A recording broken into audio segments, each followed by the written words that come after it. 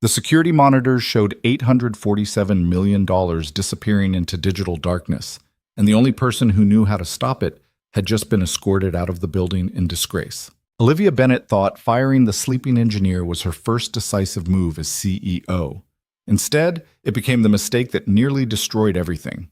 By the time she discovered what Ethan Foster had actually been doing for those 48 sleepless hours, the malware he'd been fighting alone was already spreading through Aurelius Pay's core systems like poison through veins. Stay with me until the end of this story. Hit that like button and drop a comment telling me what city you're watching from. I want to see how far this reaches. The executive elevator doors opened with a soft chime that felt almost ceremonial. Olivia Bennett stepped into the operations center of Aurelius Pay at exactly 6:47 a.m., her heels clicking against polished concrete in a rhythm she'd practiced to sound confident but not aggressive. 30 years old, the youngest CEO in the company's history, a promotion that had sparked 3 weeks of vicious speculation across tech news sites and half the finance blogs in Silicon Valley. She'd expected resistance, expected doubt, expected to walk into a room full of engineers who thought she was too young, too inexperienced, too female to run a billion-dollar payment processing empire. What she didn't expect was the smell. Not the clean ozone scent of expensive server rooms or the faint coffee aroma that usually permeated tech offices. This was something else, something stale, the smell of a room where someone had been living instead of working. The operations center stretched before her like a cathedral to modern finance. 3 stories of glass-walled server chambers, massive displays showing transaction flows from 6 continents, workstations arranged in careful clusters where Aurelius Pay's best engineers monitored the digital arteries that moved money for everyone from corner grocery stores to multinational corporations. And there, at the center console, surrounded by 9 monitors displaying what looked like endless cascading error logs, was a man asleep at his desk, not dozing, not nodding off during a boring overnight shift, fully asleep. His head rested on his folded arms, his body slumped in the expensive ergonomic chair that probably cost more than most people's monthly rent. Dark hair fell across his forehead. The stubble on his jaw suggested he hadn't seen a razor in days. His shirt, wrinkled, untucked, looked like he'd slept in it, which, apparently, he had. Olivia felt something cold and sharp crystallize in her chest. This was exactly the kind of carelessness that had let Aurelius Pay drift into mediocrity over the past 2 years. The previous CEO had been too soft, too willing to tolerate creative work cultures and flexible standards that really just meant people did whatever they wanted. She'd promised the board she would fix that. Several engineers had noticed her arrival. They looked up from their workstations, eyes moving from her to the sleeping man and back again. Waiting. Watching what the new boss would do. Olivia crossed the floor in 12 decisive steps. "Excuse me," she said, her voice cutting through the quiet hum of cooling fans and clicking keyboards. The man didn't move. She tried again, louder. "Excuse me." Nothing. One of the nearby engineers, a woman with purple-streaked hair and enormous headphones around her neck, started to stand up. "Ms. Bennett, maybe I should—" Olivia held up one hand. The engineer sat back down.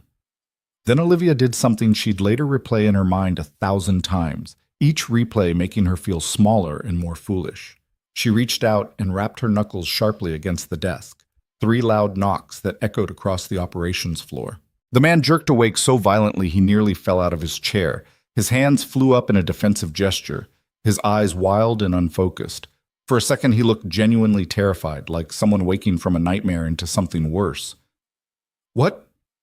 He blinked hard, trying to focus. His voice came out rough, hoarse. "What time is it?"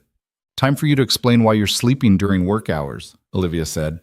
Her tone was precise, controlled, the voice she'd cultivated through years of fighting her way up through venture capital firms where showing weakness meant getting eaten alive. The man stared at her. Slowly, recognition dawned across his features. You're the new CEO." "I am. And you are?" "Ethan Foster, Senior Systems Engineer." He was trying to sit up straighter, trying to look professional, but his movements were clumsy, uncoordinated. The man was clearly exhausted beyond normal human limits. "Miss Bennett, I need to brief you on what you need to do is explain why I found you asleep at your workstation on my first day. Ethan looked at her for a long moment.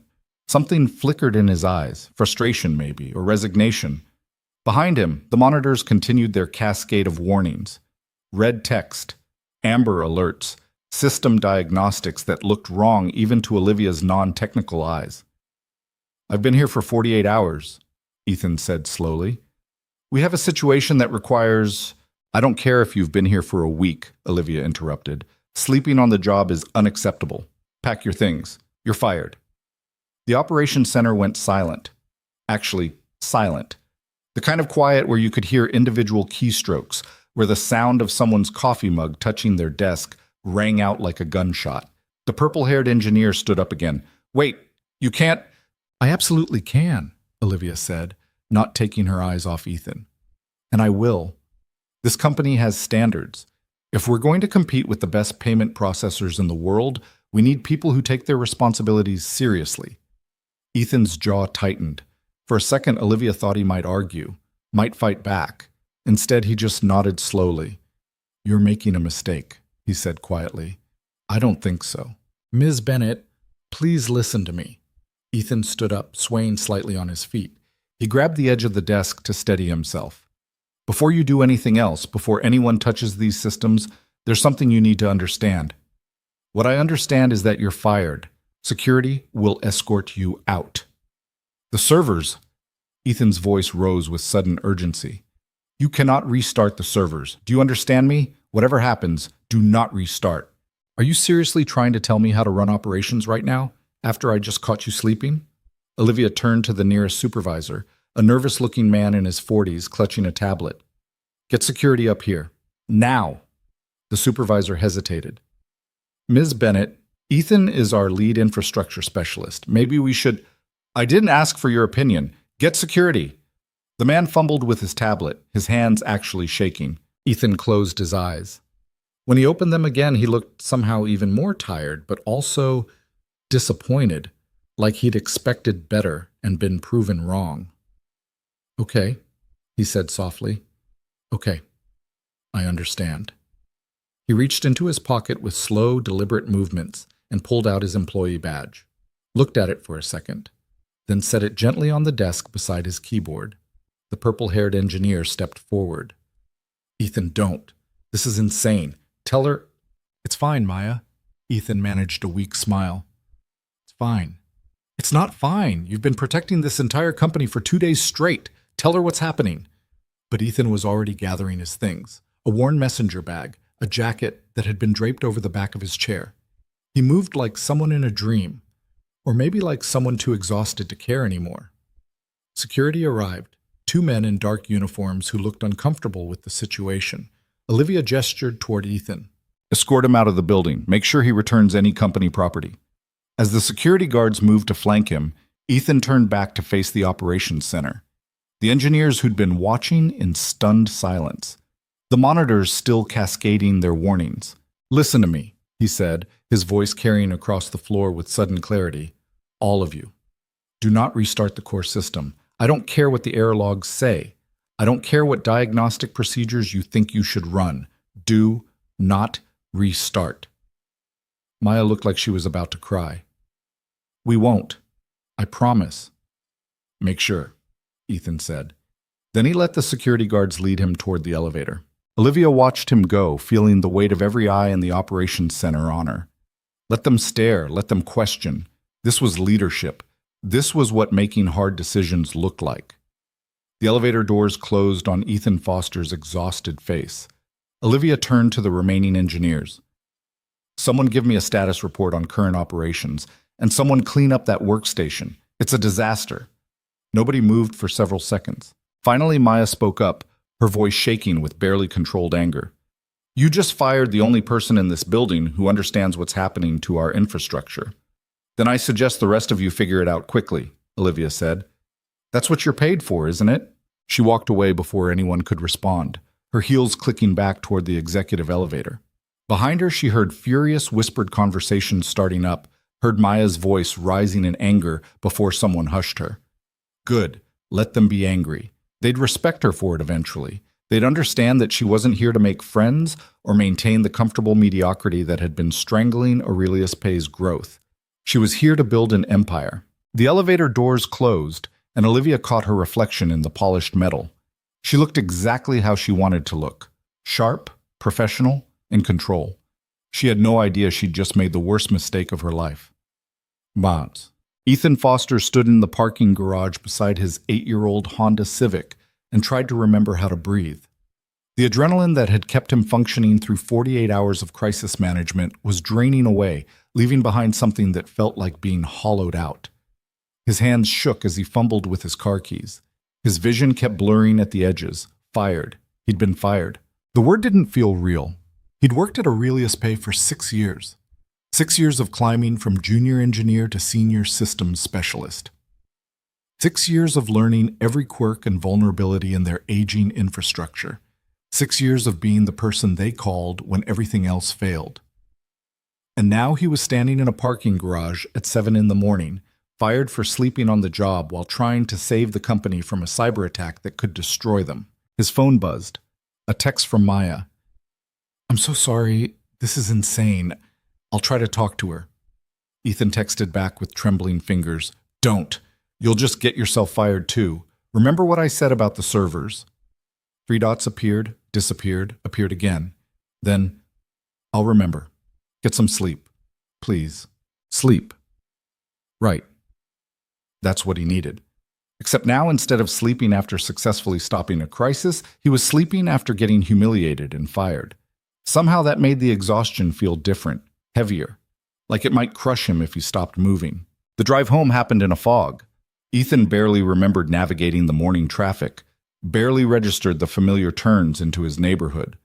The apartment complex looked exactly like it had when he'd left it 2 days ago, before everything went to hell. He parked in his assigned spot and sat in the car for a long moment, staring at nothing. Then his phone rang. The school. Chloe's school. Panic spiked through his exhaustion. He answered on the second ring. "Hello? Mr. Foster? This is Jennifer from Lakewood Elementary. I'm calling about Chloe." His heart stopped. "Is she okay? What happened?" "Oh, she's fine. Sorry, I should have led with that. I'm calling because you were supposed to pick her up an hour ago for her dentist appointment. The one you scheduled for this morning?" The dentist. The appointment he'd completely forgotten existed because he'd been fighting malware instead of sleeping, instead of remembering basic parental responsibilities. "I'm so sorry," Ethan said, and his voice cracked embarrassingly. "I'm on my way right now. 10 minutes. I'll be there in 10 minutes. "It's okay, Mr. Foster. These things happen. Chloe's in the office with Mrs. Patterson. She's been reading quietly. No trouble at all." Of course she had, because Chloe was always good, always patient, always understanding when her father screwed up, which he did, constantly. Ever since Sarah died and left him trying to be both parents to a 7-year-old while maintaining a career that required him to basically live at the office sometimes. He ended the call and drove to the school, his eyes burning with fatigue and something else he refused to name. Chloe was indeed sitting in the office, her little backpack at her feet, a library book open in her lap. When she saw him, her face lit up with that smile that always made everything else seem smaller. "Daddy?" "Hey, Bug." He crouched down to hug her, and she wrapped her thin arms around his neck. She smelled like the strawberry shampoo he never remembered to buy until they ran out. "I'm sorry I'm late." "It's okay. Mrs. Patterson let me read in the quiet room." She pulled back to look at him, her expression shifting to concern. "Daddy, you look really tired. Did you work all night again?" "Yeah, I did." "Did you fix the problem?" He managed a smile. "I did my best, Bug." Jennifer, the office administrator, gave him a sympathetic look as he signed Chloe out. "Hard week? You could say that." In the car, Chloe chattered about her morning at school while Ethan tried to remember if the dentist's office was on Maple Street or Oak Street. His brain felt like static. "Daddy, you missed the turn," Chloe said gently. "Right. Sorry." He made an awkward U-turn. "Are you sure you're okay to drive?" She sounded worried. His 7-year-old daughter sounded worried about him driving safely. That's what his life had become. "I'm fine, Bug. Just tired." The dentist appointment was mercifully quick. No cavities, healthy teeth, everything perfect because Chloe was responsible about brushing in ways Ethan hadn't been at her age. or at his current age, honestly. Back in the car, Chloe said, "Can we go home now? You should sleep." "Yeah, home sounds good." The apartment was quiet when they entered. Ethan had left in such a hurry 2 days ago that there were still breakfast dishes in the sink, still Chloe's homework scattered across the dining table. "I'm going to do my reading," Chloe announced. "You should sleep on the couch. I'll be quiet." "You don't have to be quiet, Bug." "I want to." She was already pulling her library book from her backpack. "You work really hard. You should rest." Ethan looked at his daughter, the small person who'd learned to be independent way too young, who never complained when he worked late, who adapted to his chaotic schedule with grace he definitely didn't deserve, and felt something crack in his chest. "I love you, Chloe." She looked up, surprised by the sudden emotion in his voice. Then she smiled. "I love you too, Daddy. Now go sleep before you fall over." He collapsed on the couch, without even taking off his shoes. His body hit the cushions like someone had cut his strings. The laptop was still on the coffee table where he'd left it, still logged into Aurelius Pay's monitoring systems even though he probably didn't have access anymore. Should check. Should log out. Should... Darkness took him before he could finish the thought. Back at Aurelius Pay headquarters, Olivia Bennett was discovering that being CEO involved significantly more meetings than she'd anticipated. Finance team at 8, marketing at 9, legal at 10. Each one a careful dance of establishing authority without alienating people she needed. Each one a test of whether she could actually do this job, or if the board had made a terrible mistake promoting her. By 11:30, she was starting to feel confident again. The finance meeting had gone well. Marketing had some interesting ideas for expanding their small business outreach. Legal was always tedious, but she'd handled it. She was reviewing quarterly projections when her assistant knocked on the door. "Ms. Bennett, the operations supervisor needs to speak with you. He says it's urgent." The nervous man from this morning, Olivia still hadn't learned his name, practically fell through the doorway. His tablet was clutched to his chest like a shield. "We have a problem," he said. Olivia gestured to the chair across from her desk. "Sit. Explain." "Transaction processing is slowing down. We're seeing unusual latency across multiple corridors. The engineering team thinks it might be a routing issue, but how unusual? Delays of 15 to 20 seconds on transactions that should process in 2 to 3. Olivia frowned. That didn't sound catastrophic. "What's the normal variance?" "Normally, we don't see variance at all. 2 to 3 seconds is 2 to 3 seconds. Always." "So what's causing it?" The supervisor looked miserable. "We don't know. The diagnostic systems aren't showing any obvious failures. Everything appears to be functioning normally, but the delays keep building." "Building? As in getting worse?" "Yes. They started about an hour ago. We're up to 25 seconds now on some transactions." Olivia pulled up the operations dashboard on her computer. The display showed normal system health across the board. Green lights everywhere. "If everything looks normal, why are we seeing delays?" "That's what we're trying to figure out." "What does the engineering team recommend?" The supervisor hesitated. "They want to wait, monitor the situation, see if it resolves on its own." "That's not a recommendation. That's hoping the problem goes away." "I know, but without knowing what's causing it, what about standard troubleshooting procedures? What would we normally do in this situation?" Another hesitation, longer this time. "Normally, we would restart the affected servers during a low-volume window, flush the transaction queues, reset the routing tables." "Then do that." "Ms. Bennett, the engineer you fired this morning specifically told us not to restart the servers." Olivia leaned back in her chair. "The engineer I fired was asleep at his desk. I'm not basing operational decisions on the advice of someone who can't stay awake during work hours." "But he was our lead infrastructure specialist. He knew these systems better than anyone." "Then I suggest your team learns those systems quickly.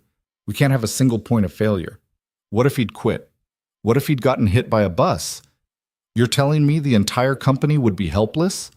The supervisor looked like he wanted to argue but didn't dare. "No, Ms. Bennett." "Good. So here's what we're going to do. Schedule the server restart for this afternoon during the lowest volume window. Have the team ready to monitor for any issues. Clear?" "Yes, Ms. Bennett." "Anything else?" He stood up, still clutching his tablet. "No, that's everything." After he left, Olivia returned to her quarterly projections. Transaction delays were annoying but not uncommon in systems as complex as Aurelius Pay's infrastructure. A clean restart would probably fix whatever was causing the routing issues. She didn't think about Ethan Foster again until much later. Didn't think about the desperation in his voice when he'd tried to warn her. Didn't think about the way the other engineers had looked at her like she'd just done something unforgivable. She was too busy being CEO to waste time on doubts. Ethan woke to the sound of Chloe talking quietly to her stuffed rabbit. "No, Mr. Hoppy, we can't make noise. Daddy needs to sleep. He had to work very hard. Yes, I know you want to watch cartoons, but we should be quiet." He cracked one eye open. The afternoon sunlight filtering through the living room blinds suggested he'd been asleep for hours. His phone said 2:47 p.m., almost 8 hours. He'd slept almost 8 hours and somehow felt even more exhausted than before. Chloe noticed him stirring. "Daddy, you're awake. Are you feeling better?" "Yeah, Bug, much better." It was only partly a lie. His body felt like someone had beaten him with a stick, but his mind was clearer. "Have you been okay?" Uh-huh. I made a sandwich for lunch, and I did my homework, and I read 3 chapters. "You made a sandwich?" He sat up, alarm creeping in. "Chloe, you know you're not supposed to use the stove." "I didn't, just peanut butter and jelly. I was really careful with the knife." She showed him her hands. No cuts, no band-aids. Ethan felt another crack in whatever was holding him together. His 7-year-old daughter had made her own lunch because her father was too fired and too exhausted to do it for her. "I'm sorry, Bug." "It's okay. You were tired." She climbed onto the couch next to him, tucking herself under his arm. "Daddy, did something bad happen at work?" Kids, they always knew. "Yeah, something bad happened." "Did you get in trouble?" "How did you explain getting fired to a 7-year-old, especially when you'd been fired for trying to do the right thing?" "I had a disagreement with my boss," Ethan said carefully, "about how to handle a problem, and she decided she didn't want me working there anymore." Chloe processed this with the serious expression she got when thinking hard about something. "So you don't have a job now?" "Not right now, but I'll find another one. Don't worry." "I'm not worried." She said it with such complete confidence that Ethan almost believed her. "You're really smart. Anyone would want you to work for them." He kissed the top of her head. "Thanks, Bug." They sat together in the quiet apartment, the afternoon sun making patterns on the carpet. Ethan's laptop was still on the coffee table, still logged into the monitoring systems. He should log out, should accept that he wasn't part of Aurelius Pay anymore. Instead, he found himself checking the status displays. Everything looked normal. Too normal. The transaction delays should have resolved by now. The malware he'd isolated should have been showing signs of trying to propagate. But all the indicators were green. All the metrics were within normal ranges, which meant one of two things. Either the threat had miraculously resolved itself, or his phone buzzed. A text from Maya. "They're restarting the servers in 15 minutes. Ethan's blood went cold. He called her immediately. She answered on the first ring. "Tell me you're joking," he said. "I wish I was. New CEO ordered it. Said we can't base operational decisions on advice from fired employees."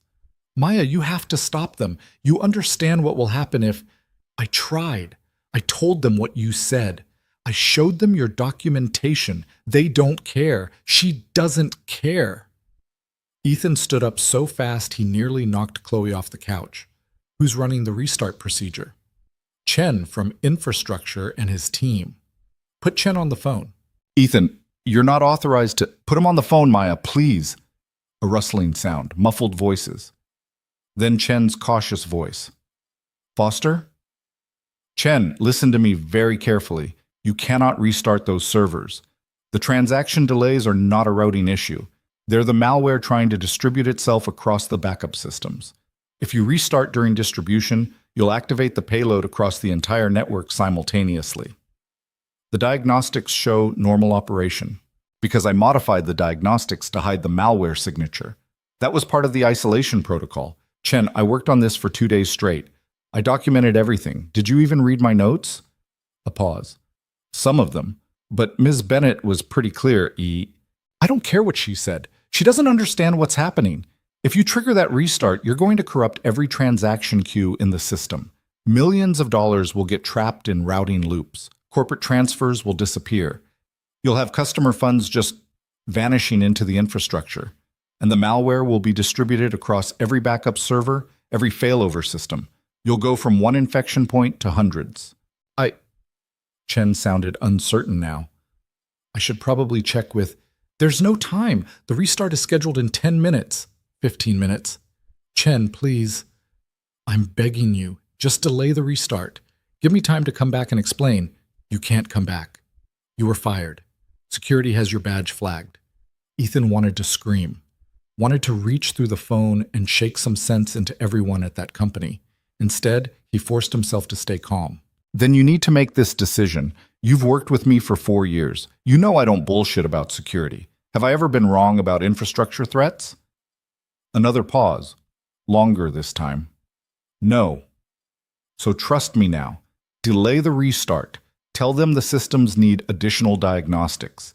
Tell them whatever you need to tell them, but do not restart those servers.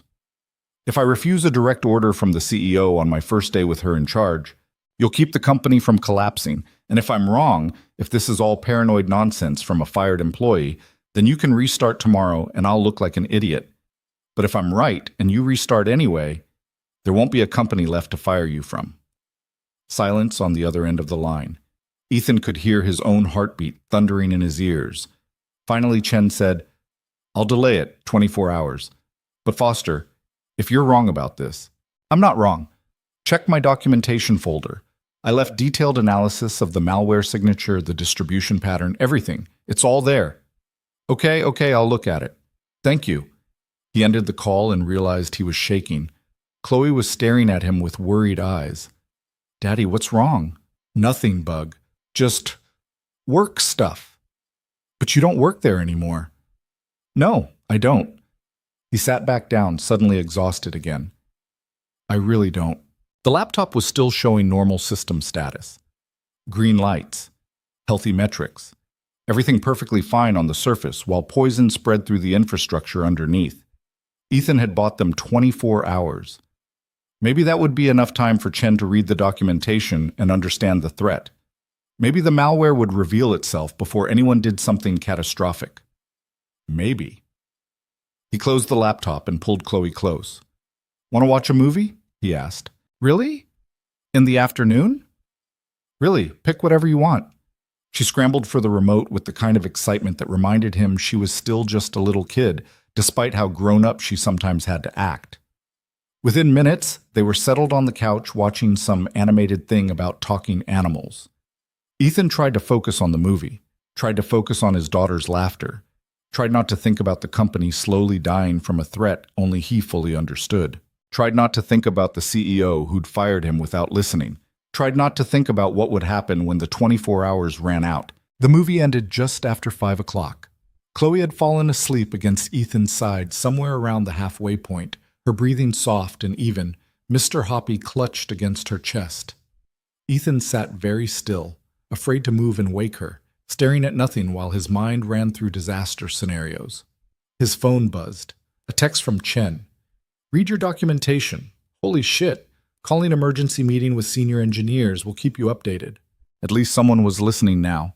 At least someone had bothered to actually look at the analysis he'd spent 2 days compiling while fighting exhaustion and trying to contain a threat that should have required an entire team. Another buzz. Maya this time. Chen just called everyone into conference room. New CEO is pissed. This is getting ugly. Ethan could imagine it. Olivia Bennett, barely 8 hours into her reign, being told that her first major operational decision might destroy the company. He almost felt sorry for her. Almost. His phone rang. Unknown number. He answered quietly, trying not to wake Chloe. Hello? Mr. Foster, this is James Chen. I'm here with the senior engineering team and we need your help. I'm on speakerphone, aren't I? Yes. Look, I read your documentation, we all did, and if you're right about this malware architecture, I am right. Then we have a serious problem. The transaction delays have increased to 42 seconds average. Some queues are hitting over a minute, and we're starting to see data inconsistencies in the routing tables. Ethan closed his eyes. It's spreading faster than I thought. The delay in containment gave it time to replicate across more nodes. A new voice came on the line. Maya, we need you to walk us through the isolation protocol. Your documentation explains what you did, but not how to extend it to the new infection points. I can't walk you through anything. I was fired, remember? I don't have system access. We can get you access, Chen said. Temporary credentials. Read only for now, but Chen, I appreciate this, but your new CEO made it pretty clear she doesn't want me involved. Ms. Bennett isn't on this call. Does she know you're calling me? Silence. That's what I thought, Ethan said. Look, I want to help, you know I do, but I'm not going to give you ammunition to get yourselves fired. Chen, you're lead on infrastructure now. Maya, you're the best systems analyst in that building. You can figure this out. In time, maybe, Maya said. But we don't have time. These transaction delays are going to start triggering client alerts within the hour. Once that happens, once customers start seeing their payments stuck in processing, then you need to brief Ms. Bennett on the actual situation. Show her the documentation. Make her understand what's happening. We tried, Chen said. She thinks we're being paranoid, that we're loyal to you and trying to undermine her authority. Of course she did, because admitting she'd made a catastrophic mistake on her first day would mean admitting weakness, and people like Olivia Bennett didn't do weakness. I can't help you, Ethan said quietly. I'm sorry, but I have a daughter to think about. I can't risk. Chloe stirred against his side, mumbling something in her sleep. He lowered his voice even further. I can't risk making this worse for my family. Find someone else. He ended the call before anyone could argue. For a long moment, he just sat there, feeling like the worst kind of coward. His former colleagues were trying to save the company from a disaster he'd predicted, and he was hiding in his apartment because he was scared of making his unemployment more complicated. But what was he supposed to do? Storm back into Aurelius Pay headquarters and demand they listen to him? He'd been publicly fired and escorted out by security. He had no authority, no access, no credibility with the one person who mattered. His phone buzzed again. Another unknown number. He ignored it. Then another. And another. Finally, he answered. What? Mr. Foster, this is David Kim from Aurelius Pay's board of directors. Ethan sat up straighter, careful not to disturb Chloe. I don't understand. Why are you calling me? Because my phone has been ringing nonstop for the past 20 minutes, with engineers telling me our new CEO fired the one person who can prevent a catastrophic system failure. Is that accurate? I don't know if I'm the only person who can prevent it, but I was working on containing a cyber attack when she fired me this morning, yes. And did you attempt to inform her of the situation? Briefly. She cut me off, said she didn't care how long I'd been working, that sleeping on the job was unacceptable. A long pause. Then Kim said, Mr. Foster, I'm going to be direct with you. We have a significant amount of money invested in keeping Aurelius Pay operational. If what the engineering team is telling me is accurate, we're looking at potential losses that could run into the hundreds of millions, maybe more. That's not an exaggeration. Then I need you to come back. Tonight. Right now. I'll authorize whatever access you need, whatever resources, whatever. With all respect, Mr. Kim, you're not the one who fired me. Miss Bennett is CEO. Unless she's asking me to come back, she doesn't know I'm calling you. Then this conversation is pointless. Mr. Foster, no. Listen to me. I spent 6 years at that company. 6 years learning those systems, building relationships with that team, earning people's trust. And your new CEO threw all of that away in about 90 seconds because she decided I looked unprofessional. She didn't ask questions, didn't want context, just made a judgment and executed it. She made a mistake. She made a choice, and now she needs to live with the consequences of that choice. Ethan could hear Kim breathing on the other end of the line. When the board member spoke again, his voice was careful. What would it take to get you to reconsider? An apology from her, in person, and a guarantee that she'll actually listen this time instead of making assumptions. I'll see what I can do. The call ended. Ethan set his phone down and looked at his sleeping daughter. Her face was peaceful, untroubled. She had no idea her father's stubbornness might be condemning thousands of people to financial chaos, because that's what would happen if the malware payload activated across Aurelius Pay's full network. Transaction processing would collapse. Corporate payrolls would freeze. Small businesses waiting for payment approvals would be left hanging. Individual users trying to pay bills or send money to family members would see their funds vanish into digital limbo. And Ethan was refusing to help because his pride was hurt. He gently moved Chloe to the couch, tucking a blanket around her, and went to the kitchen. The dishes from 2 days ago were still in the sink. He started washing them, needing something physical to do with his hands. His phone rang again. He dried his hands and checked the screen. Maya. "What?" he said flatly. "It's worse," she said without preamble. "We're seeing transaction failures now. Not just delays, actual failures. Money going into the system and just disappearing." "How many?" 12 so far, totaling about $43,000. "That you know of. The malware is designed to hide the failures in the error logs. There are probably 10 times that many you haven't detected yet." "Jesus, Ethan, you have to—" "I don't have to do anything. I was fired, remember? People are going to lose their money." "Then maybe your CEO should have thought about that before firing the person trying to protect them." Maya was quiet for a moment. When she spoke again, her voice was different, softer. "I get it. I do. She was wrong. She was completely wrong, but punishing her means punishing everyone else too. All those small business owners who use our platform, all those families sending money to each other. They didn't fire you." Ethan squeezed his eyes shut. "That's not fair." "No, none of this is fair, but it's the situation we're in." In the living room, Chloe made a small sound in her sleep. Ethan watched her for a moment, this little person who depended on him completely, who trusted him to make good decisions even when he wanted to make selfish ones.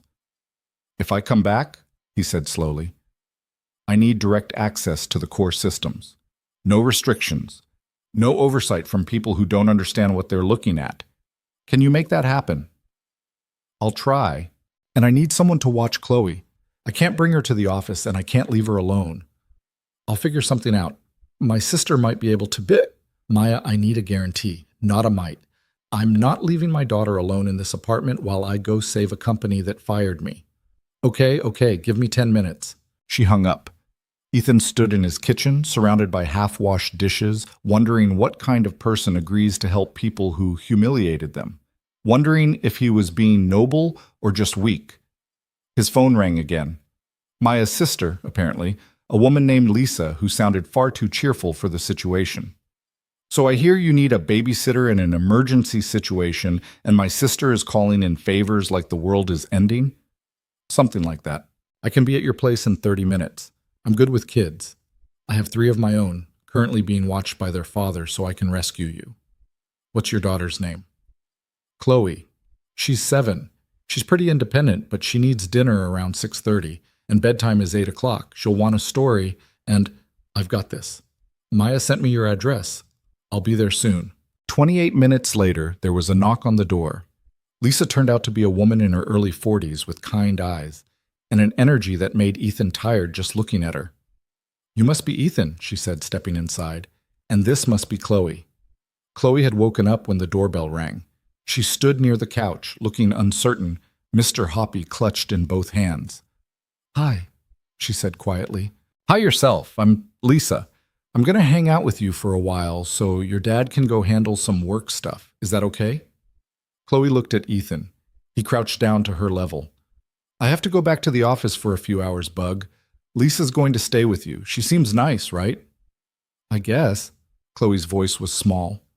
"Are you in trouble again?" "No, the opposite, actually. They need my help with something." "But they fired you." "It's complicated." Lisa settled herself on the couch like she belonged there. "How about we make this simple? Chloe, what's your favorite dinner?" "Mac and cheese." "Perfect. I make excellent mac and cheese. The kind with 3 different cheeses and breadcrumbs on top. While your dad is at work, we'll have dinner, and then maybe we can read some stories, and you can tell me about school. Sound good?" Chloe considered this. Then she nodded. Ethan kissed the top of her head. "I'll be back as soon as I can. Be good for Lisa." "I'm always good." "I know you are, Bug." He grabbed his messenger bag, checked that his laptop was inside, and headed for the door. Turned back one more time to see Chloe watching him with those serious eyes that looked too old for her face. I love you, he said. Love you too, Daddy. Fix the problem. I'll try. The drive back to Aurelius Pay headquarters felt surreal. Less than 12 hours ago, he'd been escorted out of this building in disgrace. Now he was driving back in the dark, the city lights reflecting off rain-slicked streets, trying to save a company run by someone who thought he was incompetent. The parking garage security guard did a double take when Ethan pulled up to the gate. Mr. Foster, I thought you were... I was. Now I'm not. Temporarily. Can I park here or not? The guard checked something on his computer. You're on the access list. Temporary credentials. Go ahead. The lobby was nearly empty at this hour. A few late-night workers hurried past, focused on their phones. The security desk waved him through after checking his temporary badge. The elevator ride to the operations center felt longer than usual. Ethan watched the floor numbers climb and tried to prepare himself for whatever disaster awaited him. The doors opened to chaos. Not the organized, purposeful chaos of a well-run operations center. This was panic barely contained. Engineers clustered around monitors, voices raised in argument. Alarm indicators flashed across half the displays. And in the center of it all stood Olivia Bennett, her professional composure cracking at the edges. I don't care what the diagnostic says, she was saying to Chen. Find the source of the failures and fix it. We're trying, but without understanding the attack vector, then figure out the attack vector. Maya spotted Ethan first. Relief flooded her face. Thank God. Every head turned. The operations center went quiet. Olivia stared at him like he was a ghost. What are you doing here? Your board member called me, Ethan said. Said you needed help. I didn't authorize... She stopped, visibly collecting herself. Mr. Kim had no right to contact you without my approval. And yet here I am. Ethan set his messenger bag on an empty desk. So do you want my help or not? I want an explanation of what's happening to my systems. Your systems are being destroyed by malware that I spent 2 days trying to contain before you fired me. The transaction delays are the infection spreading. The failures are the payload beginning to activate. And if we don't stop it in the next few hours, you're going to have a complete network collapse that will cost this company everything. Olivia's jaw tightened. If this malware was such a serious threat, why didn't you inform someone in authority? I tried to inform you. You were too busy firing me to listen. The engineers were watching this exchange like spectators at a boxing match. Ethan could see Maya trying very hard not to smile. Fine, Olivia said. You're here now. Fix it. Not that simple. I need full system access. I need the team to follow my instructions without question, and I need you to not interfere. Excuse me? You heard me. You don't understand these systems. You don't understand the threat. Every time you make a decision based on what seems logical to you, you make things worse. So either you let me work, or I walk out of here and you can watch everything burn. For a long moment, Olivia looked like she might explode. Her hands clenched at her sides. Her face flushed with barely controlled anger. Then very quietly she said, Do what you need to do. She turned and walked toward the executive elevator without another word. The second the elevator doors closed, the tension in the operations center dropped by half. Okay, Ethan said, turning to the team. Someone show me current system status. I need to see exactly how far the infection has spread since this morning. Chen pulled up diagnostic displays across the main monitors. The spread was worse than Ethan had feared. What had been contained to 47 nodes this morning was now distributed across over 200. The malware had found weak points in his isolation protocol and exploited them. Jesus, Maya breathed. How do we even begin to...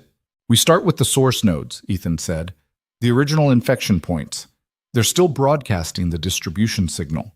If we can shut those down, we stop new infections. Then we work backwards, cleaning the existing compromised nodes one by one. That could take days, Chen said. Then we better work fast. For the next 3 hours, Ethan lived in the code. His fingers flew across keyboards, pulling up system logs, tracing infection pathways, building countermeasures on the fly. The team worked around him, following his instructions with the kind of trust that came from seeing someone who genuinely knew what they were doing. Maya brought him coffee at some point. He drank it without tasting it. Chen asked questions about specific routing protocols. Ethan answered while simultaneously debugging a corrupted transaction queue. Around 10 o'clock, one of the junior engineers said, "I've got a cluster of failures in the European processing corridor. 38 transactions just vanished." "Route them through the backup authentication server," Ethan said without looking up.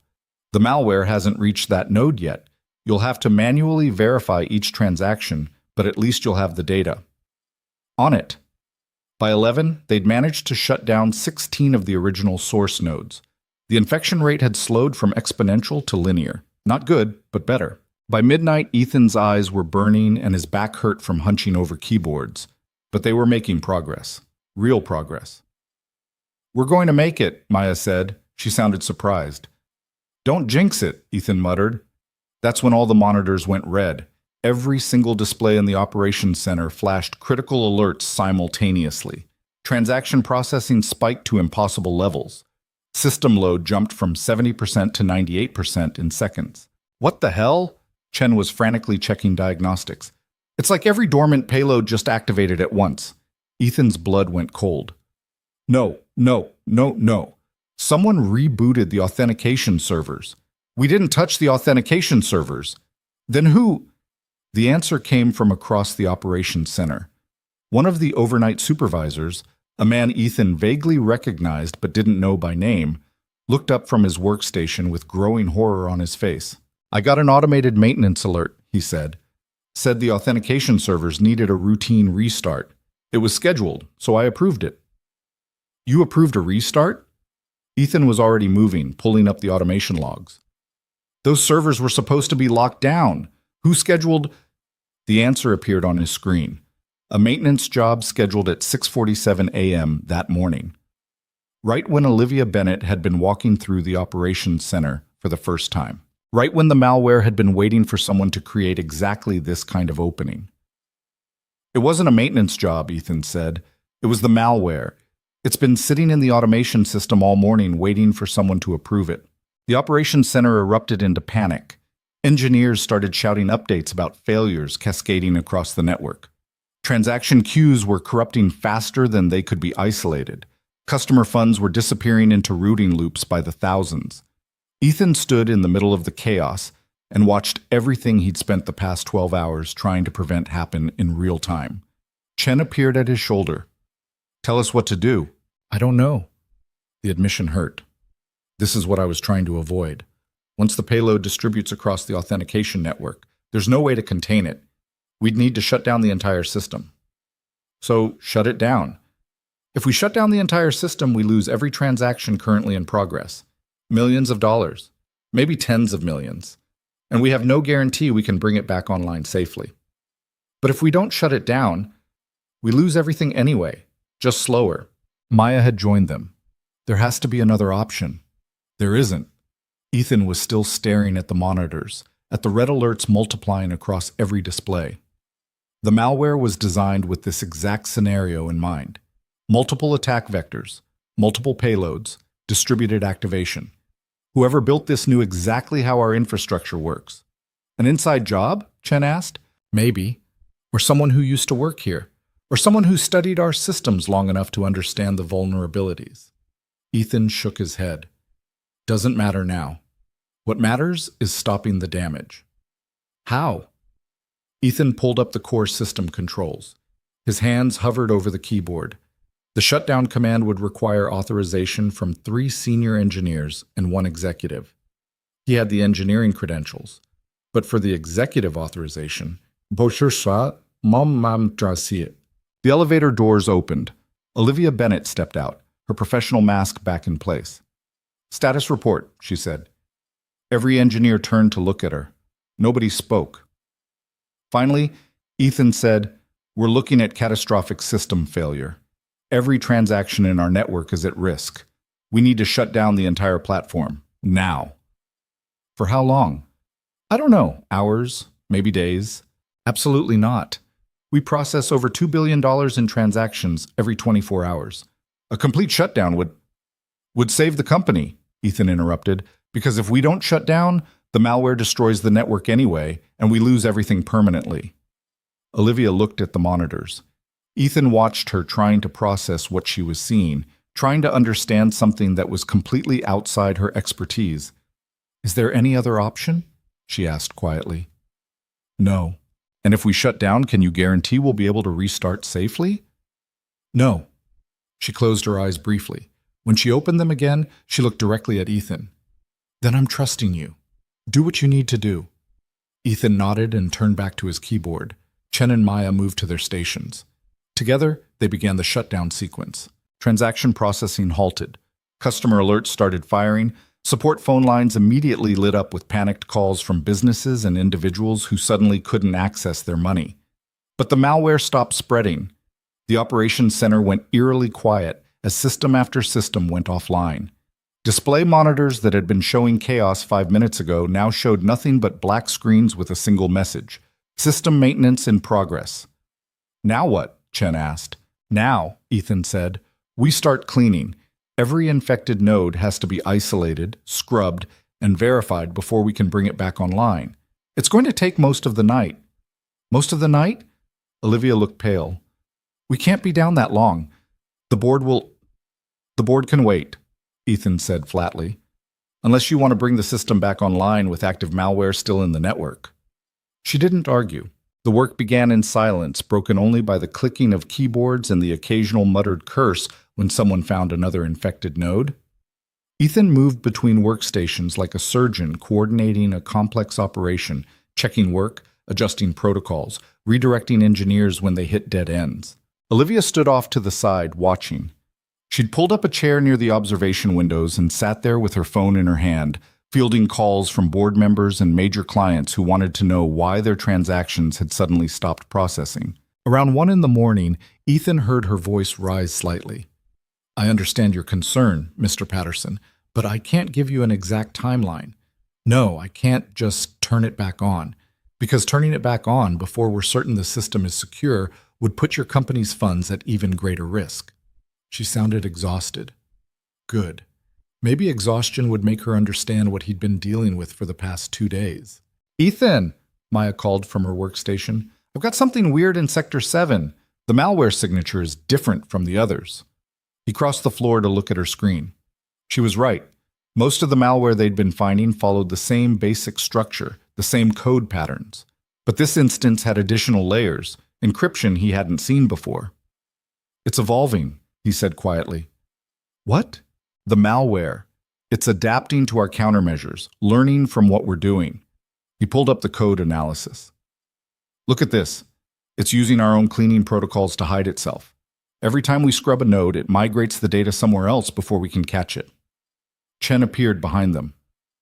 "So everything we've cleaned could still be infected?" "No. Not everything. Just some things. We need to change our approach." Ethan straightened up, his back protesting the movement. "Maya, can you pull up the network topology map, the full infrastructure diagram?" She brought it up on the main display. The entire Aurelius Pay network spread across the screen like a massive spider web, hundreds of nodes interconnected by thousands of pathways. "Show me everywhere we've cleaned in the past 3 hours," Ethan said. Green indicators appeared across the map. They'd made decent progress. Maybe 40% of the network was verified clean. "Now show me current infection points." Red indicators bloomed across the screen, far more than there should have been. The malware had reinfected nodes they'd already cleaned, finding pathways they hadn't thought to block. "We're losing ground," Chen said flatly. "No, we're learning." Ethan studied the pattern of reinfection. There was a logic to it, a structure. The malware wasn't random. It was following specific pathways, prioritizing certain nodes over others. It's trying to reach the backup systems. If it gets into our offline storage, into the disaster recovery infrastructure, we'll never get it out, Maya finished. Even if we clean the entire active network, it'll just reinfect from the backups the moment we restore. Exactly. Ethan pointed at a cluster of nodes on the edge of the map. These are the gateway points between active processing and backup storage. We need to isolate them, physically disconnect them if we have to. That's going to require authorization, Chen said. Those are critical infrastructure components. If we disconnect them and something goes wrong, something has already gone wrong, Ethan said. We're just trying to prevent it from getting catastrophically worse. He turned to find Olivia standing behind him. She'd left her chair by the windows and approached without him noticing. "You need authorization to disconnect backup systems?" she asked. "Yes." "Then you have it. Do what you need to do." Chen looked uncomfortable. "Ms. Bennett, if we physically disconnect the backup infrastructure and there's a failure in the active systems, we won't be able to restore from backups. We could lose everything. And if we don't disconnect them, the malware gets into the backups and we lose everything anyway," Ethan said. "Just slower and with less control over how it happens." Olivia was quiet for a moment. Ethan could see her running calculations in her head, trying to figure out which disaster scenario was less disastrous. Finally, she nodded. "Do it." The physical disconnection required an engineer to go down to the server rooms and manually pull cables. A young guy named Rodriguez volunteered, probably because he was tired of staring at code and wanted to do something that felt concrete. "Just the backup gateway nodes," Ethan told him. "Don't touch anything else." "And Rodriguez? Be careful down there. Some of those server rooms haven't been properly maintained in years. Watch for loose floor panels." Rodriguez headed for the stairs. The elevators were technically faster, but nobody wanted to trust building systems right now. Everything electronic felt suspect. While they waited for Rodriguez to reach the server floor, Ethan pulled up the malware code again, studied it. Whoever had written this was good, really good. The architecture was elegant in a way that almost deserved admiration if it wasn't actively destroying everything he'd spent years building. "You recognize the coding style?" Maya asked. She'd come to stand beside him, coffee cup in hand. "Maybe. There's something familiar about it. The way it handles data encryption, the recursion patterns." Ethan shook his head. "Could just be my imagination. Or it could be someone who learned from the same people we did. Someone who worked here." "That's a cheerful thought." Maya smiled grimly, just trying to add to the general atmosphere of paranoia and despair. Rodriguez's voice came through the radio. "I'm at the server room. These cables are seriously old. Some of them look like they haven't been touched since the building was built." "Just disconnect the ones I marked," Ethan said. "Gateway nodes only." "Yeah, about that. Some of these labels don't match your map, like, at all." Of course they didn't, because nothing about this situation could be straightforward. "Describe what you're seeing," Ethan said. "Okay, so I've got rows of servers, right? But the labeling system seems to use some kind of old convention that doesn't match the digital inventory. I've got things labeled like Core Processing Alpha, but nothing called Gateway Node 7, which is what your map says should be here." Ethan pulled up the historical infrastructure documentation, scrolled back through years of updates and modifications. "Okay. Core Processing Alpha is the old name for what's now Gateway Node 7. The labeling was changed in 2019, but nobody ever updated the physical labels. That seems like a pretty significant oversight. Welcome to Legacy Infrastructure Management. Just disconnect Core Processing Alpha through Delta. Those should correspond to Gateway Nodes 7 through 10. On it." The radio went quiet. Ethan watched the network topology map, waiting for the indicators to change when Rodriguez pulled the cables. Nothing happened. "Rodriguez?" Ethan keyed the radio. "You disconnect them?" No response. "Rodriguez?" Still nothing. Maya and Chen exchanged worried looks. Ethan was already moving toward the stairs. "Stay here," he told the team. "Keep working on the active nodes. I'll check on Rodriguez." "I'm coming with you," Maya said. "Someone needs to coordinate if Chen can coordinate. I'm coming with you." They took the stairs down 6 floors to the server level. The stairwell was cold, utilitarian, nothing like the polished aesthetic of the upper floors. Down here was where the real work happened, where the actual infrastructure lived behind locked doors and climate-controlled environments. The server room door was propped open with a fire extinguisher. Not standard procedure, but then nothing about tonight was standard. "Rodriguez?" Ethan called into the darkness beyond. The overhead lights were on, but they only illuminated about half the space. The rest was shadowed by rows of server racks creating maze-like corridors. "Back here," Rodriguez's voice came from somewhere in the darkness. "You're going to want to see this." Ethan and Maya navigated through the racks. The air was cold enough that their breath came out in faint clouds. The sound of cooling fans created a constant white noise that made it hard to hear anything else. They found Rodriguez standing in front of an open server panel, staring at something inside. "What's wrong?" Ethan asked. Rodriguez pointed. "That's what's wrong." Inside the panel, among the legitimate cables and components, was a device that absolutely didn't belong there. A small black box with blinking LEDs connected directly to the server's motherboard. "Is that?" Maya started. "A physical tap," Ethan finished. "Someone installed a hardware device on our servers. That's how the malware got in. It's not just a software attack." Rodriguez looked pale. "There could be more of these, right? On other servers?" "Probably." Ethan pulled out his phone and took photos of the device from multiple angles. "Don't touch it. Don't disconnect it. If we start pulling these things out without understanding how they're networked, we could trigger something worse." "How could it be worse?" "It could be worse," Ethan said grimly. "These devices could be set up with dead man switches. Removal triggers a wipe command, or they could be networked together. Pull one and the others activate. We need to map out all of them before we remove any of them." Maya was already walking down the rows of servers, checking each one. "Found another one," she called. 3 racks over." "Don't touch it," Ethan reminded her. I know, just documenting." She took photos with her own phone. They spent the next 20 minutes searching the server room, found 7 hardware taps total, each one installed with professional precision. Someone had planned this carefully, had physical access to the building, knowledge of the infrastructure, time to install devices without being noticed. Back in the operations center, Ethan uploaded the photos to the main display. The engineering team gathered around, their exhaustion temporarily forgotten in the face of this new revelation. "So we're not just dealing with a software breach," Chen said.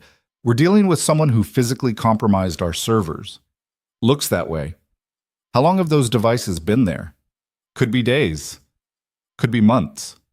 Ethan zoomed in on one of the photos. "These are pretty sophisticated. Custom hardware, professional installation.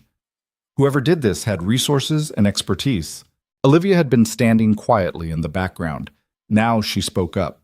"We need to call the police. This is corporate espionage. Maybe worse." "Police will want to shut everything down for investigation," Maya said. "Take the servers as evidence. We can't operate without them."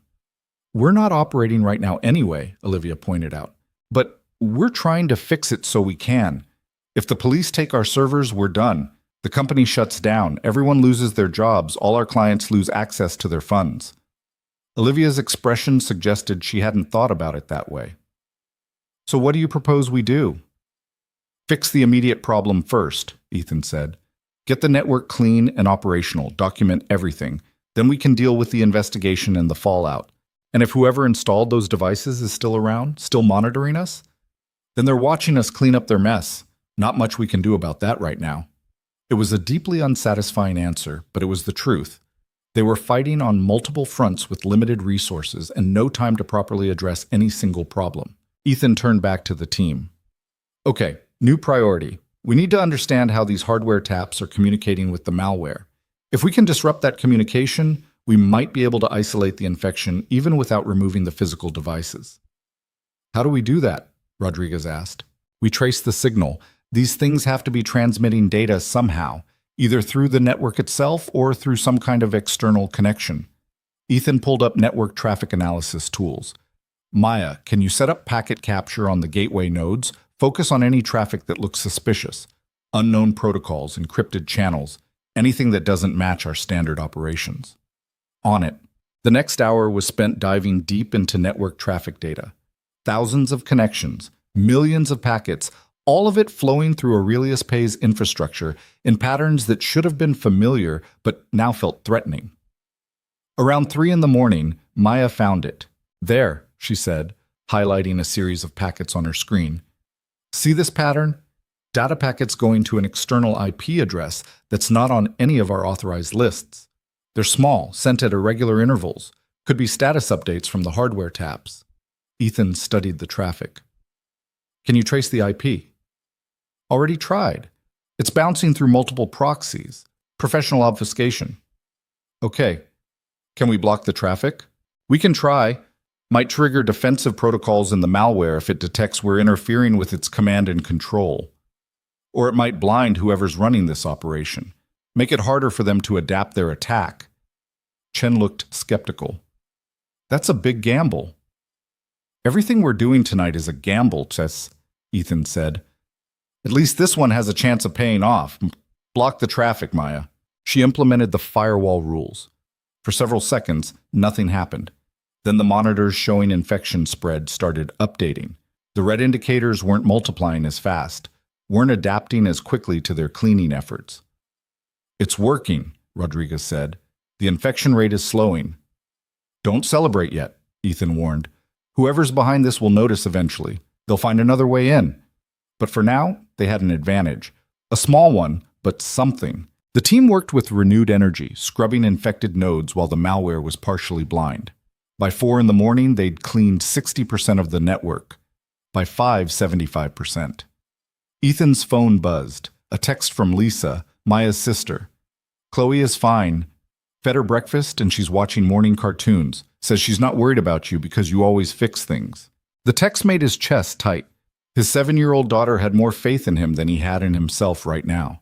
He texted back, "Thank you. I'll be home soon, I hope." Another hour of work. More infected nodes cleaned. The malware was still adapting, still trying to spread, but without its command and control signals, it was operating on autopilot. Dangerous, but predictable. At 6:30, Chen straightened up from his workstation and announced, "That's the last one. Every node in the active network is clean." The operations center erupted in tired cheers. Engineers high-fived each other. Someone started crying from exhaustion and relief. Ethan didn't celebrate. He was staring at the network map, looking for patterns, looking for the thing they'd missed. "What's wrong?" Maya asked. "It was too easy." "Easy? We've been working for 8 hours straight." "I mean, the endgame was too easy. We blocked one communication channel and suddenly the malware became manageable? Whoever designed this system is too smart for that. They'd have backup plans. Maybe they didn't expect us to find the hardware taps. Or maybe finding the hardware taps was part of the plan." The operations center went quiet. Everyone was looking at Ethan now. "You think this is a distraction?" Olivia asked. She'd remained throughout the night, watching, occasionally fielding calls, but mostly staying out of the way. "I think it's suspicious that we found an obvious physical breach, blocked an obvious communication channel, and suddenly everything became solvable." Ethan pulled up the server room photos again. These devices were installed professionally, hidden but not too hidden.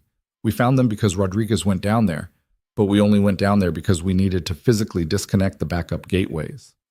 So maybe someone wanted us to disconnect those gateways, wanted us to isolate the backup systems. Maya's eyes widened. The backups. If we can't restore from backups because they're physically disconnected, then any data we lose is gone permanently, Ethan finished, and we haven't checked what data might have been corrupted before we shut everything down. Chen was already pulling up transaction logs. His fingers flew across the keyboard, running queries, checking data integrity. His face went pale. "No," he said quietly. "No, no, no." "What?" Olivia moved closer. "What did you find?" "Customer account balances. About 40,000 accounts. The data's been altered. Small changes, just a few cents here and there, but it's spread across the entire customer database." "When did it happen?" Ethan asked, though he already knew. "During the shutdown, while we were cleaning the infected nodes. The malware made one last push right before we cut off its communications. Changed account values in ways that wouldn't trigger immediate alerts, but would cause massive reconciliation problems when we try to restart." "How much money are we talking about?" Olivia's voice was steady, but Ethan could see her hands shaking.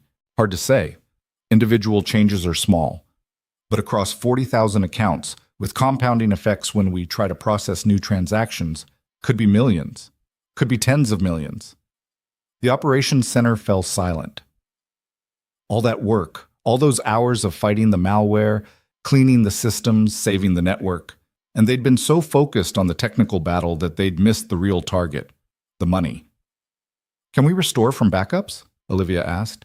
"The backups are disconnected," Rodriguez said. "Remember? We physically pulled the cables. Then reconnect them." If we reconnect them before we're certain the active network is completely clean, we could reinfect everything. Plus, the backups might already be compromised. Those hardware taps could have been corrupting backup data for weeks. Olivia closed her eyes. Ethan watched her processing this, watched her trying to find some solution that didn't involve catastrophic losses. "How do we fix this?" she asked quietly. "We don't," Ethan said. "Not quickly. We need to go through every affected account manually, compare current values to historical records, identify the changes and reverse them. It's going to take days, maybe weeks." "We don't have weeks. We have clients who need access to their funds. We have businesses that need to process payroll. We have—" "I know what we have," Ethan interrupted, "but rushing the restoration is what got us here. We need to do this right." Olivia looked at him for a long moment. Then she turned to address the entire operations center. "Everyone who's not critical to immediate restoration operations goes home," she said. "Get some sleep. Be back here in 8 hours. We're going to need everyone fresh for what comes next." The exhausted engineers didn't need to be told twice. They started gathering their things, saving their work, preparing to leave. Maya approached Ethan. "You should go home too. You've been working longer than anyone." "Someone needs to coordinate the account reconciliation." "Chen can coordinate. You need sleep. You need to see your daughter." Ethan wanted to argue, wanted to stay and keep fighting, but Maya was right. He'd been running on adrenaline and coffee for so long he could barely think straight anymore. "Okay," he said. 8 hours, then I'm back." He gathered his messenger bag, checked that his laptop was inside, and headed for the elevator. Olivia was still in the operations center, talking on her phone to what sounded like another board member. She looked small suddenly. Young. Like someone who'd bitten off more than she could chew and was just now realizing how badly she was choking. Ethan almost felt sorry for her. Almost. The morning sun was brutal after spending all night under fluorescent lights. Ethan squinted against it as he walked to his car, every muscle in his body screaming for rest. The drive home passed in a blur. He barely remembered parking, barely remembered climbing the stairs to his apartment. Lisa opened the door before he could get his keys out. "You look like death," she said cheerfully. "Feel like it too. Chloe's in her room. She wanted to wait up for you, but I convinced her to rest. Told her you'd wake her up when you got home. Thank you for everything. I don't know how to—" "Maya's my sister. You're helping save her job. That's payment enough." Lisa grabbed her purse from the couch. "There's coffee in the pot and leftover pancakes in the fridge. Get some actual food in you before you collapse." She left before Ethan could properly thank her. He stood in his apartment, surrounded by the debris of last night's emergency departure, and felt the exhaustion finally catch up to him. But first, Chloe. He knocked softly on her bedroom door. "Bug, you awake?" The door opened immediately. Chloe was still in her pajamas, her hair messy from sleep. Mr. Hoppy clutched under one arm. "Daddy!" She hugged him fiercely. "Did you fix the problem?" "Most of it. There's still more work to do, but the worst part is over." "Are you still fired?" "I don't know, Bug. It's complicated." She pulled back to look at him with those serious eyes. Adults always say that when they don't want to explain things. Ethan couldn't help but laugh. "You're right. Okay, here's the truth. I went back to help them with an emergency, but I don't know if that means I have my job back permanently or if I was just there for one night. We'll figure it out." "Do you want your job back?" Did he? A day ago, the answer would have been an automatic yes. But now, after everything that had happened, after being humiliated and then reluctantly welcomed back only when disaster struck, he wasn't sure. "I don't know that either," he admitted. Chloe considered this. Then she said, "Lisa made really good pancakes. You should eat some and then sleep. Things always make more sense after sleeping." "When did you get so wise?" "I've always been wise. You just don't notice because you're tired all the time." She wasn't wrong. They ate leftover pancakes together in the kitchen while Chloe told him about her evening with Lisa. Apparently they'd watched 3 movies, made cookies, and Lisa had taught her a card game that Chloe insisted made no sense but was fun anyway. "She said I could call her if I ever need help again," Chloe said. "Is that okay?" "That's more than okay, Bug." After breakfast, Ethan managed to shower and change into clean clothes before his body completely gave out. He collapsed on his bed and was asleep in seconds. his last thought being that he needed to set an alarm for 8 hours from now. He woke to his phone ringing.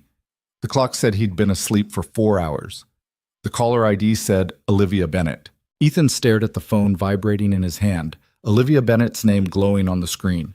Every instinct told him to let it go to voicemail. He'd given them everything last night, worked until his body nearly shut down, saved their network from complete collapse. 4 hours of sleep wasn't enough.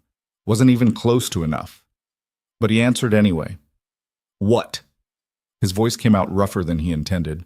We have a problem. Olivia sounded different than she had during the night. More controlled, but with an edge of something underneath. Fear, maybe.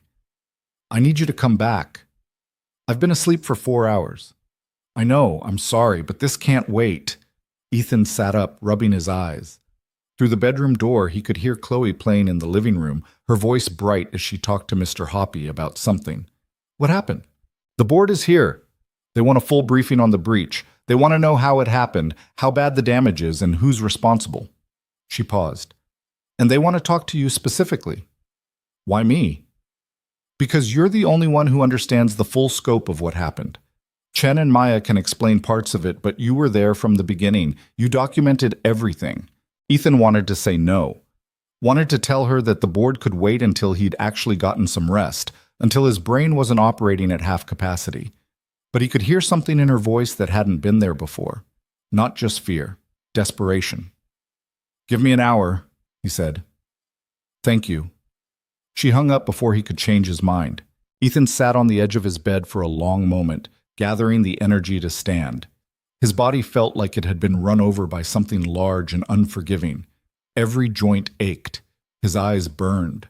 The headache that had been building all night had settled into a dull throb behind his temples. He found Chloe in the living room, building an elaborate castle out of couch cushions and blankets. Daddy, look! It's a fortress. Mr. Hoppy is the king, and he's protected from dragons. That's great, Bug. Ethan crouched down to her level, even though the movement made his knees protest. Listen, I have to go back to work for a little while. Just a few hours this time. Her face fell.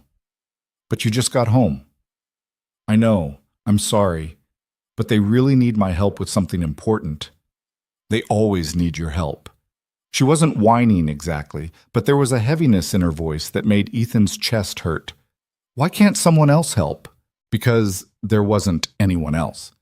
Because he'd spent 6 years making himself indispensable, and now he was trapped by his own expertise, but he couldn't explain that to a 7-year-old.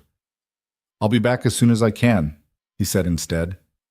Do you want to call Lisa and see if you can hang out with her again? I guess. He made the call. Lisa answered on the second ring and agreed immediately, asking if everything was okay. Ethan gave her the abbreviated version, left out the parts about corporate espionage and network breaches, just said there was a work emergency that needed his attention. Bring her over, Lisa said. My kids would love to have someone new to play with. And honestly, Chloe was so well behaved yesterday that having her here is basically like having a tiny, responsible adult around. My own children could learn things from her. 30 minutes later, Ethan was driving back toward the city. Chloe delivered safely to Lisa's house, where she'd immediately been absorbed into a group of kids playing some elaborate game involving a lot of running and shouting. She'd waved goodbye to him with a smile that didn't quite reach her eyes. The guilt sat in his stomach like a stone. Aurelius Pay headquarters looked different in daylight, less imposing somehow. Just a building full of people trying to keep a company running despite everything working against them. Ethan parked in the garage and took the elevator up to the executive floor, a level he'd only visited a handful of times in 6 years. The receptionist recognized him. Mr. Foster, they're waiting for you in the main conference room. They turned out to be 7 members of Aurelius Pay's board of directors, Olivia Bennett, and a man in an expensive suit who introduced himself as the company's chief legal counsel. They sat around a massive table in a room with floor-to-ceiling windows overlooking the city. Ethan had never felt more underdressed in his life. He was wearing jeans and a clean t-shirt because he'd run out of professional clothes after wearing the same outfit for 2 days straight. Everyone else looked like they'd stepped out of a business magazine. Mr. Foster, one of the board members said, a woman in her 60s with steel gray hair and eyes that could cut glass. Thank you for coming on short notice. I'm Margaret Chen, board chair. We have some questions about the security breach. I'll help if I can. Please sit. She gestured to an empty chair next to Olivia. Ethan sat. Noticed that Olivia wouldn't quite meet his eyes. Interesting. We've received preliminary reports from Ms. Bennett and the engineering team, Margaret continued, but we need to understand the full timeline, starting with when you first detected the intrusion. So Ethan told them. Started from 3 days ago when he'd noticed unusual traffic patterns in the overnight logs. Explained how he'd traced the anomalies back to a sophisticated malware infection that had been slowly spreading through the network. Described his attempts to contain it while documenting everything, working alone because he didn't want to trigger panic or alert whoever was behind the attack that they'd been detected. Why didn't you inform senior management immediately? One of the board members asked. Because the malware was designed to activate if it detected security protocols being implemented. I needed to understand it completely before we took any action. If I'd gone to management and they'd started standard incident response procedures, we would have triggered a full payload deployment days ago. So you took it upon yourself to handle a major security breach alone? Yes, that seems like poor judgment. Ethan looked at the board member who'd spoken, a man whose name he'd already forgotten. Would you have preferred I trigger the catastrophic failure 3 days earlier, before I understood the attack vectors or had any chance of containing it? The man's face reddened slightly. I'm saying there are protocols for a reason, and I'm saying those protocols would have destroyed the company faster. I made a judgment call based on 6 years of experience with these systems. Margaret raised a hand, cutting off whatever response was coming. Let's move forward. You were working on containment when Ms. Bennett arrived for her first day as CEO. Walk us through what happened next. This was the part Ethan had been dreading. He glanced at Olivia. She was staring at the table, her jaw tight. I'd been working for 48 hours straight, Ethan said carefully. I was exhausted. I made the mistake of falling asleep at my workstation. Ms. Bennett found me and terminated my employment without asking for an explanation. Did you attempt to explain the situation? I tried. She cut me off. Said she didn't care how long I'd been working, that sleeping on the job was unacceptable.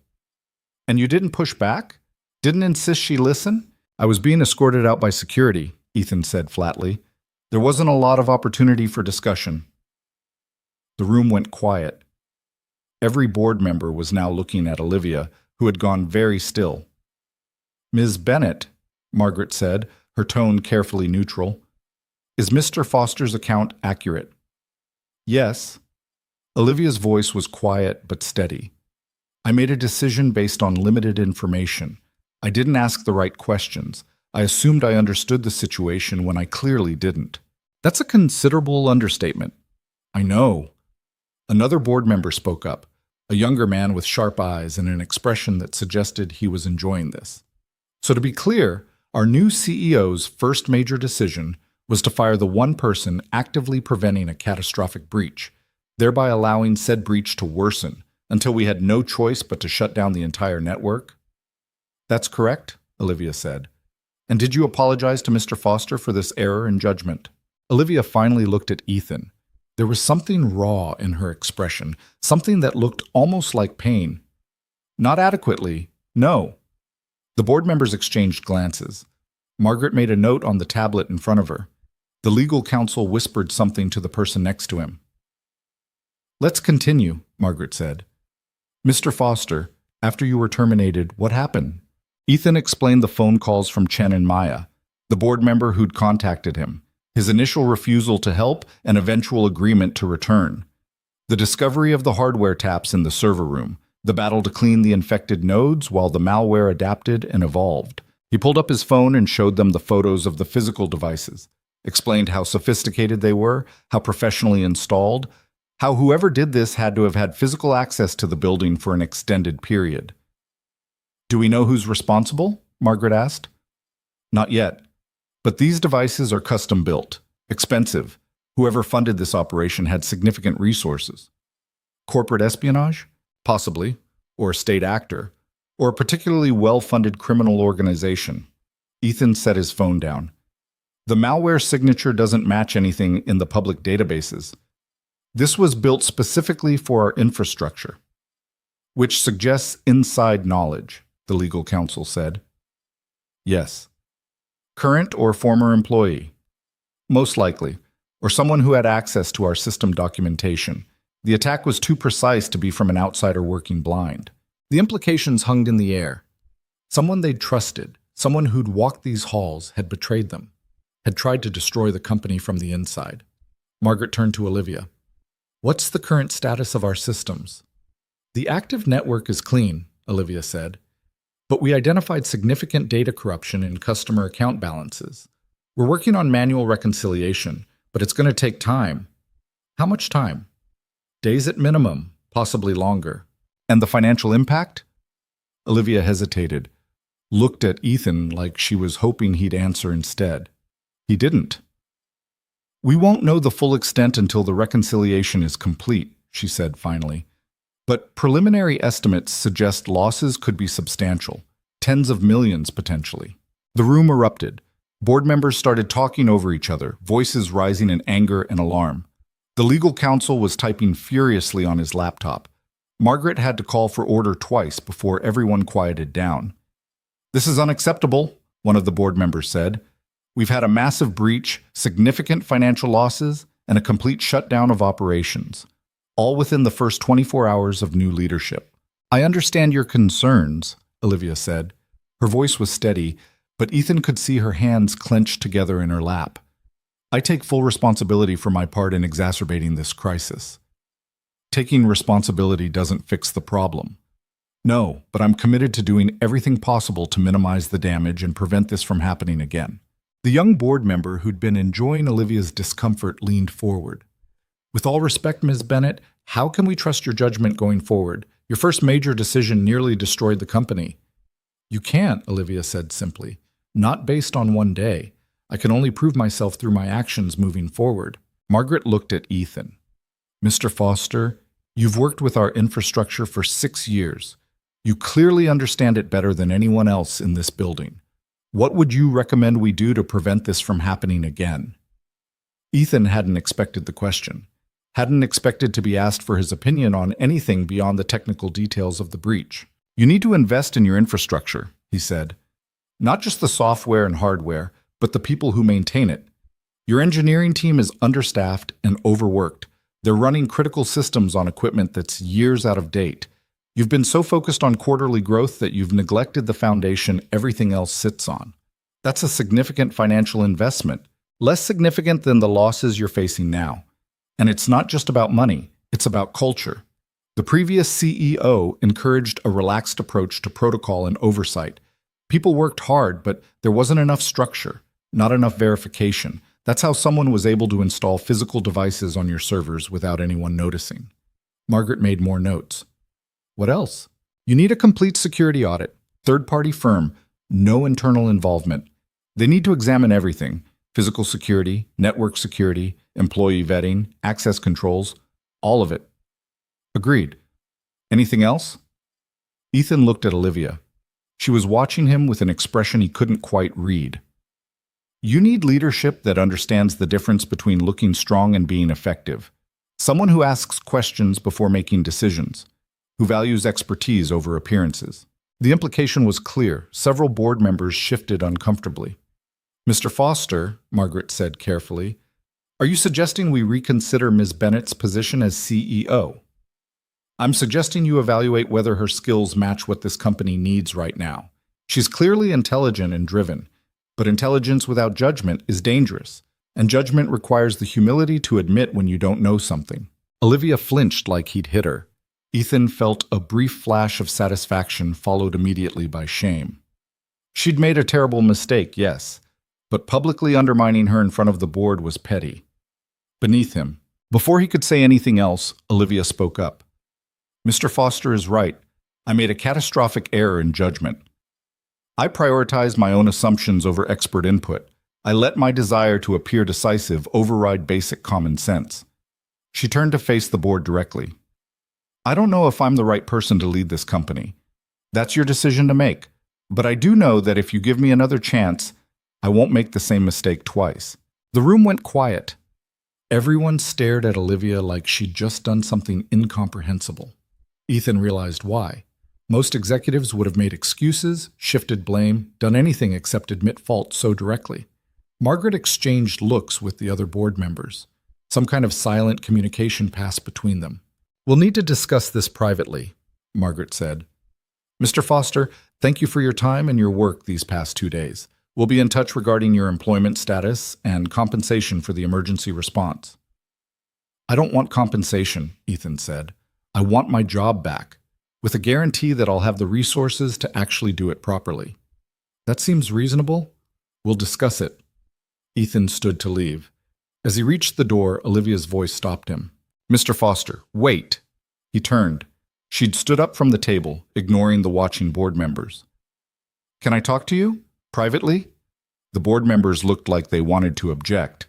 Margaret waved them off. "Take 15 minutes. We need to caucus anyway." Olivia led Ethan out of the conference room and down the hall to a small office that appeared to be hers. It was barely decorated.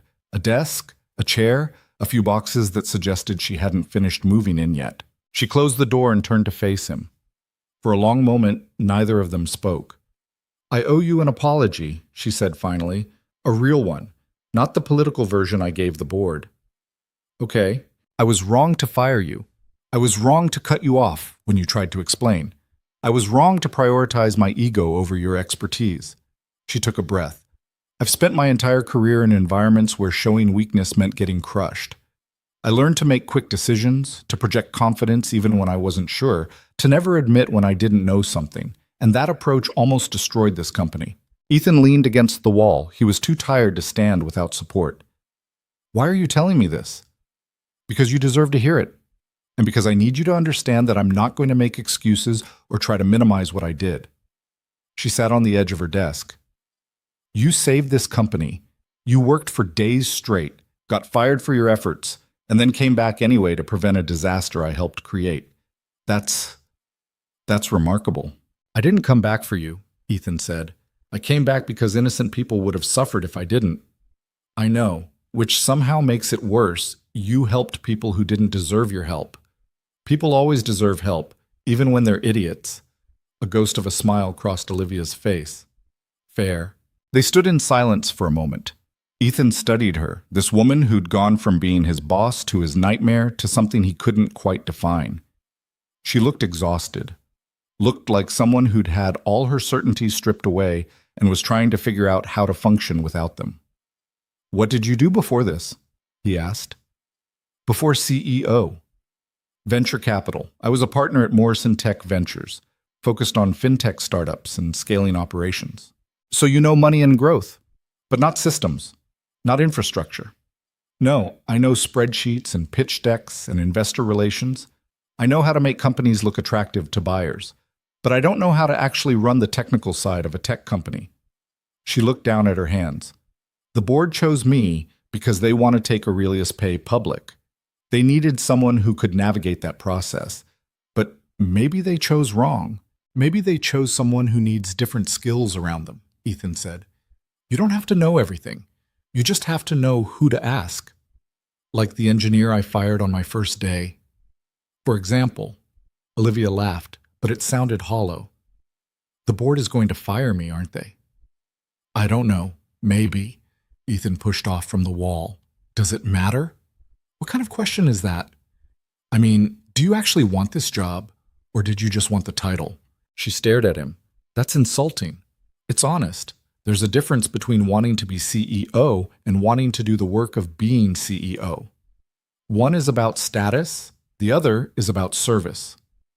"I want to do the work," Olivia said quietly. "I thought I knew how. Turns out I was wrong about that too." Ethan's phone buzzed. A text from Lisa. "Chloe is fine, but asking when you'll be home. No rush, just wanted you to know." He showed Olivia the text. "That's my daughter. She's 7. She's been staying with a friend while I deal with all this." "You're a single parent?" "Yeah, her mother died 4 years ago. Cancer." Olivia's expression shifted. "I'm sorry. It's not your fault, but it's why I was working alone for 2 days straight. I can't just stay at the office indefinitely. I have responsibilities that matter more than this company." "Of course. And it's why I fell asleep at my desk. Because I'd been awake for 48 hours trying to save your systems while making sure my daughter got to school and ate meals and didn't feel abandoned. Ethan heard his voice getting harder, felt the exhaustion and frustration of the past few days bubbling up. So when you found me asleep and decided I was lazy or incompetent or whatever judgment you made in those 90 seconds, you were wrong, not just about the situation, about me. I know, Olivia said. I know that now. Do you? Because knowing it in hindsight is easy. The hard part is remembering it the next time you have to make a snap judgment about someone, the next time an employee looks unprofessional or doesn't meet your standards or challenges your authority. Are you going to pause and ask questions? Or are you going to make another quick decision that destroys someone's life? Olivia didn't answer immediately. When she did, her voice was very quiet. I don't know. I want to say I'll do better, that I've learned my lesson, but I've been wrong about so much already that I'm not sure I trust my own judgment anymore. It was possibly the most honest thing Ethan had heard from an executive in 6 years. Then hire people you do trust, he said. Build a team that will tell you when you're wrong, who won't just agree with you because you're the boss and actually listen when they talk. Like you. Like me. Like Maya. Like Chen. Like the purple-haired engineer whose name I can't remember but who was ready to fight you on my behalf. Sarah, Olivia said. Her name is Sarah, and she's already submitted her resignation. Said she doesn't want to work for someone who fires people without cause. Ethan hadn't known that, felt a surge of loyalty toward Sarah even though they'd barely interacted. Can you convince her to stay? I'm going to try. I've been trying to figure out how to apologize to the entire engineering team for what I did to you, how to rebuild trust I destroyed in one morning. Start by admitting you were wrong, not just to the board, to the people who actually work here, the ones who saw what you did and are wondering if they're next. You make it sound simple. It's not simple, it's just necessary. Someone knocked on the door. Margaret's voice came through. We're ready to continue. Olivia took a deep breath. Okay, thank you for talking to me. Don't thank me yet. You might not like what happens next. They returned to the conference room together. The board members had rearranged themselves somehow, like pieces on a chessboard moving into new positions. Margaret gestured for them to sit. We've made some decisions, she said. First, regarding Mr. Foster. We're offering you reinstatement as senior systems engineer with a substantial salary increase and expanded authority over infrastructure security. You'll report directly to the CTO and have final approval on all major system changes. Additionally, we're authorizing immediate hiring of 3 additional engineers to support your department. Ethan blinked. That was more than he'd expected. Okay, thank you. Second, regarding the security breach, we're hiring an external firm to conduct a complete audit as you suggested. We're also implementing new physical security protocols and employee vetting procedures. Good. Margaret turned to Olivia. Third, regarding leadership, the board has decided to give Ms. Bennett a provisional period to prove herself. 6 months, during which time she'll work closely with a board-appointed advisor who has operational experience in tech companies. She'll need to demonstrate improved judgment and effective leadership.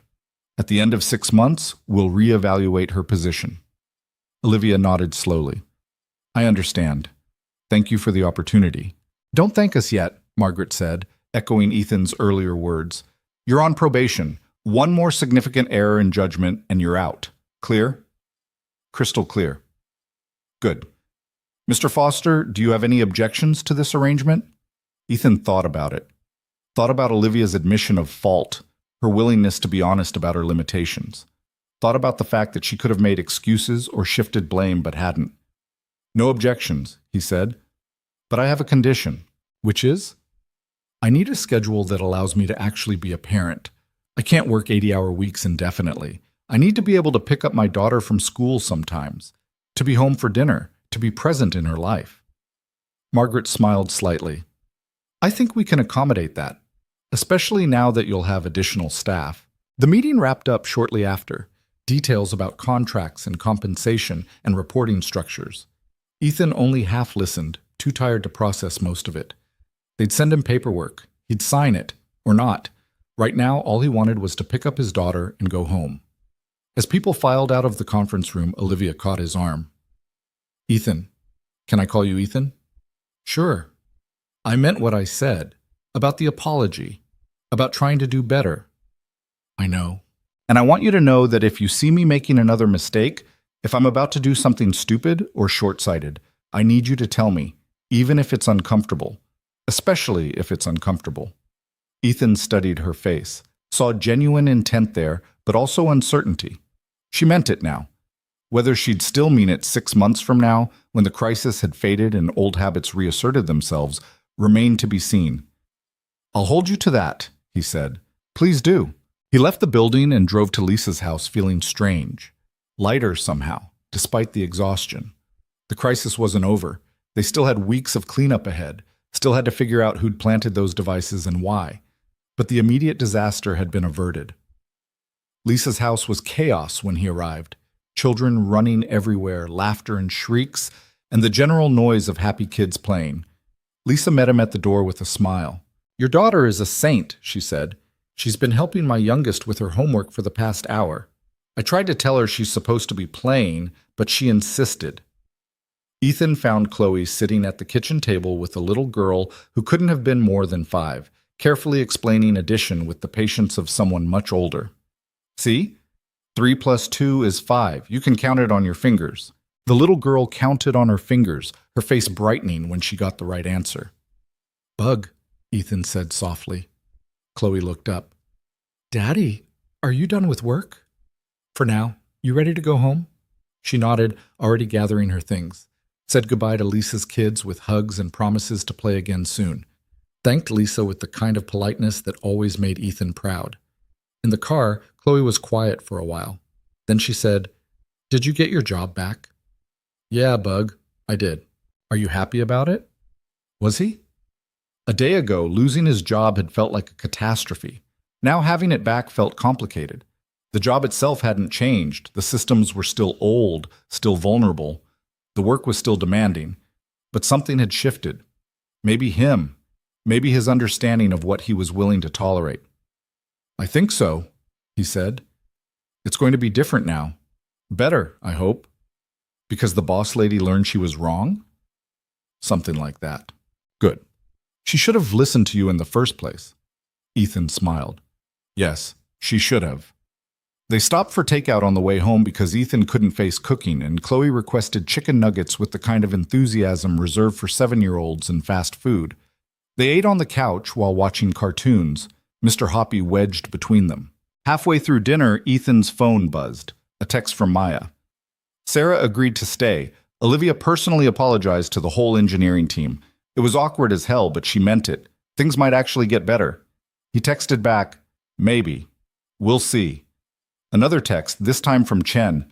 "Welcome back, man. For real this time, and thank you for saving our asses." Ethan set his phone aside and focused on his daughter, on the simple normalcy of chicken nuggets and cartoons and not having to think about malware or network breaches or corporate politics.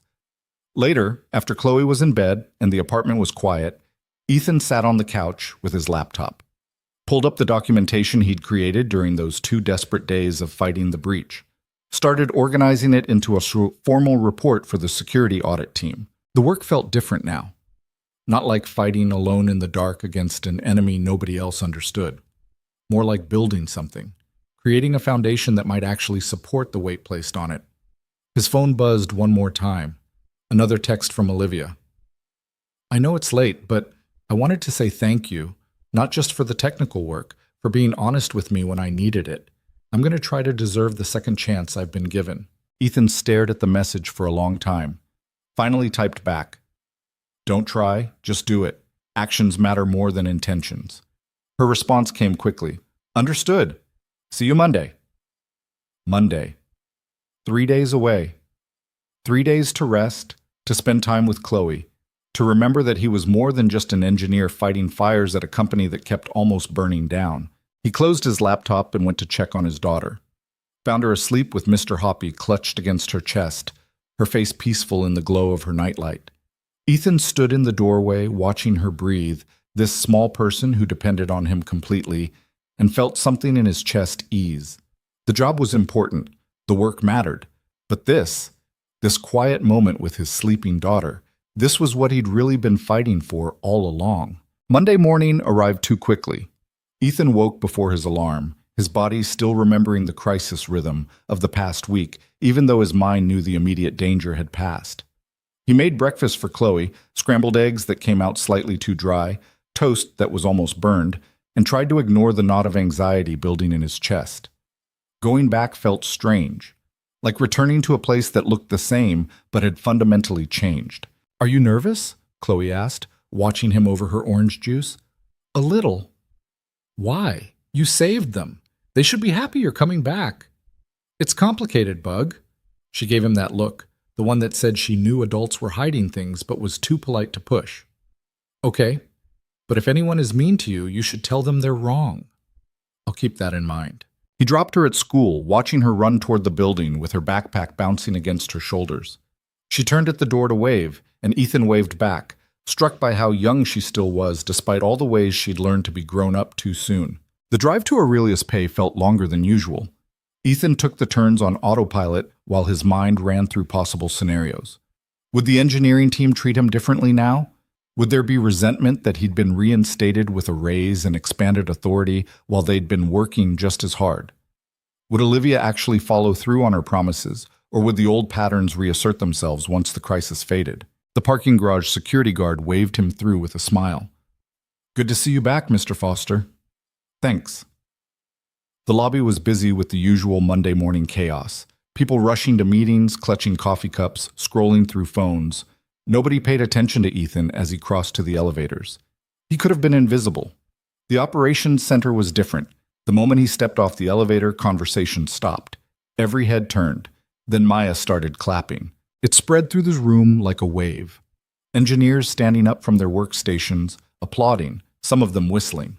Sarah, the purple-haired engineer who'd almost quit, was grinning so wide it looked painful. "Welcome back, you stubborn bastard," she called out. Ethan felt his face get hot. Okay. Everyone back to work. We've still got a mess to clean up." "Let us have this moment," Chen said, appearing at his shoulder. "We earned it. You earned it." The applause faded, but the energy remained. People looked different, lighter somehow. Like a weight had been lifted that Ethan hadn't realized they'd all been carrying. His old workstation had been cleaned and reorganized. Someone had left a coffee cup with "World's Most Stubborn Engineer" printed on it. The monitors showed current system status. All green indicators, transaction processing running smoothly, no alerts. "We've been running stable for 3 days," Chen said, following Ethan's gaze. "No anomalies, no suspicious traffic. Whatever that malware was doing, we stopped it. For now." "You're a real optimist, you know that?" "I'm a realist. The hardware taps are still in the server room. We blocked their communications, but we haven't removed them. Whoever planted them is still out there. The security audit team is supposed to start today. They'll handle the physical devices." Ethan settled into his chair. The coffee cup was ridiculous, but somehow perfect. "What's the status on account reconciliation?" 72% complete. "We've recovered most of the corrupted data. Final losses are looking like 8.3 million instead of the tens of millions we feared." "Still a lot of money." "Yeah, but the board approved coverage. They're treating it as the cost of the security failure rather than trying to make customers absorb it." That was something, at least. Ethan pulled up his email and immediately regretted it. 300 unread messages. He started sorting through them, deleting the automated alerts from the crisis period, flagging the ones that actually needed responses. An hour into work, his desk phone rang. Olivia's extension. "Foster," he answered. "Can you come up to my office? There's someone I want you to meet." The executive floor felt as foreign as it had on Friday. Ethan found Olivia's office, still barely decorated, still with half-unpacked boxes, and knocked on the open door. Olivia was there with a man Ethan didn't recognize. Late 50s, gray beard, wearing jeans and a polo shirt that suggested he didn't care much about corporate dress codes. "Ethan, this is Richard Moss. He's the operational advisor the board appointed to work with me." Richard stood and offered his hand. His grip was firm but not aggressive. "I've heard a lot about you. Read your documentation on the breach. Impressive work." "Just doing my job." "Most people's just doing my job doesn't include solo containment of a sophisticated cyber attack while working for 48 hours straight." Richard gestured to a chair. "Sit. I want to pick your brain about infrastructure." They spent the next hour talking through Aurelius Pay's technical architecture. Richard asked good questions, the kind that showed he actually understood systems rather than just knowing buzzwords. He'd worked at 3 different tech companies, helped scale their operations, dealt with his share of crises. The problem you've got here, Richard said, is classic. You've been growing fast for years, but the foundation hasn't kept pace.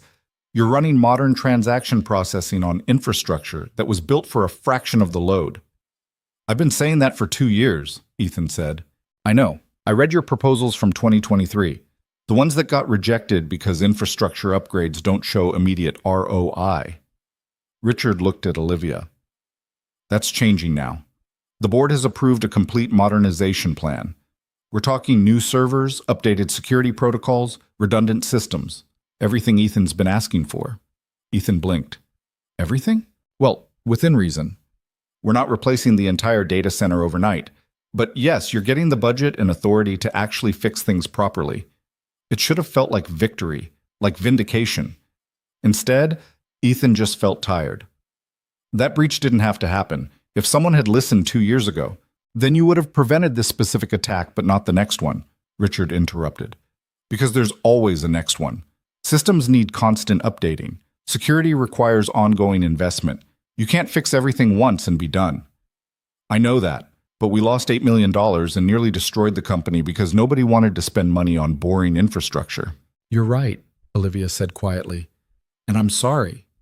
Not just for my mistake, but for the institutional failures that came before it. For every proposal that got rejected, every warning that got ignored. Ethan looked at her. She met his eyes without flinching. There was something different about her now, less polished, more real. Apologies don't fix systems, he said. No, but action does, and we're committing to action. Richard is here to make sure I don't screw this up again. Richard smiled slightly. She's being modest. She asked the board for oversight. Most executives would have fought against it. She requested it. That was interesting. Ethan studied Olivia, trying to figure out if this was genuine growth or just good crisis management. I need to get back to work, he said, standing. The reconciliation won't finish itself. Of course. But Ethan, Olivia stood as well. Thank you for giving this another chance, for giving me another chance. He nodded and left before the conversation could get more uncomfortable. The rest of the day passed in a blur of work. Transaction logs to verify, security protocols to update, training sessions with the 3 new engineers who were starting next week. Normal work. The kind of steady progress that didn't make headlines but kept systems running. At 4 o'clock, Ethan did something he hadn't done in years. He shut down his computer and left to pick up Chloe from school. The other parents in the pickup line did double takes when they saw him. He'd become the dad who was never there, who always sent Chloe to after-school care because work ran late. Seeing him in the actual pickup line was apparently noteworthy. Chloe's face when she spotted his car was worth every awkward stare. She ran over, backpack bouncing, and climbed into the passenger seat with a grin that could light up cities. You came! I came. How was school? Good. We learned about fractions and I helped Tommy understand them because he was confused. And at recess, me and Sarah built a fort out of jump ropes. And Mrs. Patterson said my book report was excellent. She chattered the whole drive home, filling the car with stories about friends and lessons and the drama of 7-year-old social dynamics. Ethan listened, really listened, instead of thinking about work or problems or everything he needed to fix. At home, they made dinner together. Chloe insisted on helping, standing on a stool to reach the counter while they made pasta with vegetables. She wasn't very good at chopping, the pieces were uneven and some were comically large, but she was trying. Daddy, she said while they were waiting for water to boil, are things better now? At work? Getting better. It's going to take time. But you're not in trouble anymore. No, Bug. I'm not in trouble. Good. She stirred the pasta with careful concentration. I don't like when you're sad. I'm not sad. She gave him a look that suggested she didn't believe him but was too kind to argue. After dinner, after homework and bath time and stories, Ethan sat on the couch with his laptop. Not working, just thinking. The apartment was quiet except for the soft sounds of Chloe sleeping in her room.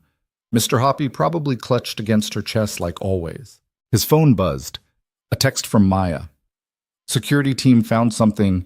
You should see this. She sent a photo.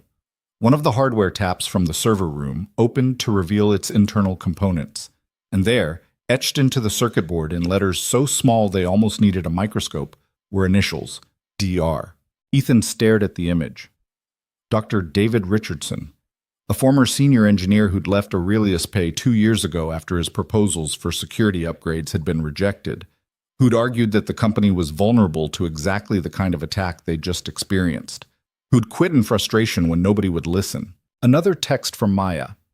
Found his resignation letter in the archives. He specifically warned this could happen, said someone with inside knowledge could exploit the infrastructure. We ignored him. Ethan closed his eyes. Of course. It made perfect sense. Richardson had understood the systems well enough to identify their weaknesses. Had been angry enough when his warnings were dismissed to come back and prove his point. The malware wasn't just sophisticated, it was targeted, personal. Did you tell Olivia? He texted back. About to. Wanted you to know first, security team is contacting law enforcement. So it would become a police matter now. Investigations and charges and probably a trial. Richardson would claim he was trying to expose vulnerabilities, that he never intended actual harm. The lawyers would argue about intent versus impact. It would all be very complicated and take months to resolve. But at least they knew. At least the mystery was solved. Ethan set his phone down and looked around his apartment, at the dishes drying in the rack, at Chloe's backpack hanging by the door, at the half-finished puzzle on the coffee table that they'd been working on together for weeks. This was what mattered. Not corporate drama, not billion-dollar companies, not even sophisticated cyber attacks and the people who launched them. Just this quiet space where a tired father tried his best to raise a good kid. His phone rang. Olivia, you heard? She said without preamble. Yeah, Maya sent me the photo. I can't believe it was Richardson. He was brilliant. Everyone said he was one of the best engineers we'd ever had. He was also right about the vulnerabilities, about the risks. We didn't listen. I know. Olivia sounded exhausted. The board wants a statement. They want to announce that we've identified the perpetrator, that law enforcement is involved. They think it'll reassure clients. Will it? I don't know. Maybe. Or maybe it'll just remind everyone how badly we failed. Both can be true. She was quiet for a moment. Then, Ethan, can I ask you something? Off the record? Sure. Do you think I can actually do this, lead this company, or am I just delaying the inevitable? It was the most vulnerable question he'd heard from an executive, the kind of thing people usually hid behind confidence and bravado. I think you can do it, Ethan said slowly. If you remember this feeling, this uncertainty, this awareness that you don't have all the answers. That's not very reassuring. It's honest. The moment you start thinking you've figured it all out is the moment you make your next catastrophic mistake. Stay uncertain. Keep asking questions. Listen to people who know more than you about their specific domains.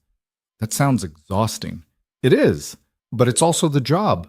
Olivia laughed, and it sounded more genuine than anything he'd heard from her before. Okay, thank you. I'll let you get back to your evening. Olivia? Yeah? Don't work too late. The problems will still be there tomorrow. Says the man who worked for 48 hours straight. Yeah, well, I learned my lesson. You should too. She promised to leave within the hour and hung up. Ethan doubted she'd actually keep that promise. Executives rarely did, but maybe she'd at least try. The next few weeks fell into a rhythm that felt almost normal. Ethan worked his regular hours and left when he was supposed to leave. He picked up Chloe from school twice a week. They had dinner together every night. He was present in a way he hadn't been since Sarah had died. The infrastructure upgrade started. New servers arrived. Security protocols were updated. The 3 new engineers turned out to be competent and eager, asking good questions and actually listening to answers. Chen stepped into a team lead role and handled it well. Maya took on more responsibility for security oversight and thrived. The account reconciliation finished. Final losses settled at just over $8 million, which the company absorbed. Most clients never knew how close they'd come to losing everything. Richardson was arrested quietly. The legal proceedings started. The details would take months to unfold, but the immediate threat was neutralized. Olivia changed too. Slowly. Not in dramatic ways, but in small adjustments that added up. She started attending the weekly engineering team meetings.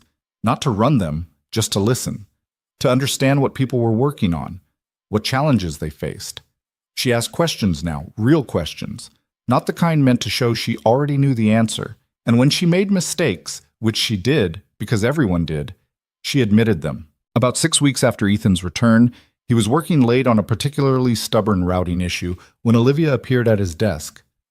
"You're still here," she said. "Routing problem. It's been bothering me all day." "Can it wait until tomorrow?" "Probably, but I'm close to figuring it out." She pulled up a chair. "Can I watch?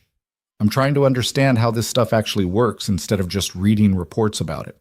Ethan glanced at her. She looked tired but genuinely interested. Not like someone doing a PR exercise, more like someone actually trying to learn. "Sure, but it's going to be boring. I've sat through 8-hour board meetings about fiscal policy. I can handle boring." So he explained what he was doing, walked her through the routing tables, showed her how data packets moved through the network, pointed out the anomaly he'd been chasing. She asked questions that showed she was paying attention. Some of them were basic, but she wasn't embarrassed to ask. An hour later, Ethan found the problem. A misconfigured router that had been installed during the infrastructure upgrade. Simple fix once he identified it. "That's it?" Olivia asked. "You spent all day on that?" "Finding it took all day. Fixing it took 30 seconds. That seems backwards." "Welcome to systems engineering." She stood, stretching. "I should let you go home. Your daughter's probably wondering where you are." "She's at a friend's house. Sleepover. I'm actually alone tonight, which almost never happens." "Then you should do something fun. Not sit here fixing routers. This is fun. For me. I like solving problems." Olivia smiled. "I noticed. Look, I know I keep saying this, but I really am grateful you came back. Not just because you saved the company, because you showed me what actual expertise looks like, what real leadership requires. I'm not a leader. I'm an engineer. You led the team through the crisis. You made decisions under pressure. You inspired people to trust you. That's leadership." Ethan wasn't sure what to say to that. He'd never thought of himself as a leader, just someone who did what needed doing. "I should go," Olivia said. "But Ethan, when you pick up Chloe tomorrow, tell her thank you from me." "For what?" "For sharing her dad. For understanding that sometimes you need to stay late or deal with emergencies. Not every kid would be that patient." After she left, Ethan sat at his desk for a while longer. Not working, just thinking about how strange the past 2 months had been. How close everything had come to falling apart. How many small decisions and random chances had combined to prevent total disaster. He thought about Richardson, brilliant and bitter, trying to prove a point by nearly destroying everything. About Olivia, so sure she understood leadership until reality proved otherwise. About himself, so convinced he had to carry every burden alone. Everyone had been wrong about something. Everyone had learned things the hard way. Maybe that's all growth ever was. Making mistakes, surviving them, trying to do better next time. 3 months after the crisis, Aurelius Pay held a company-wide meeting.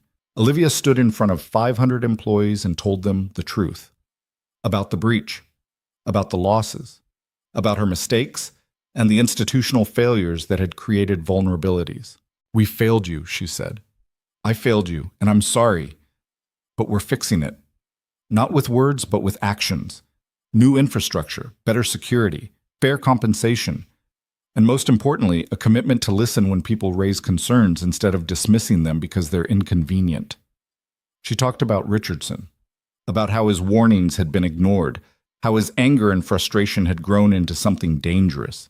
"We created the conditions that made this attack possible," Olivia said. "Not just through technical failures, but through cultural ones.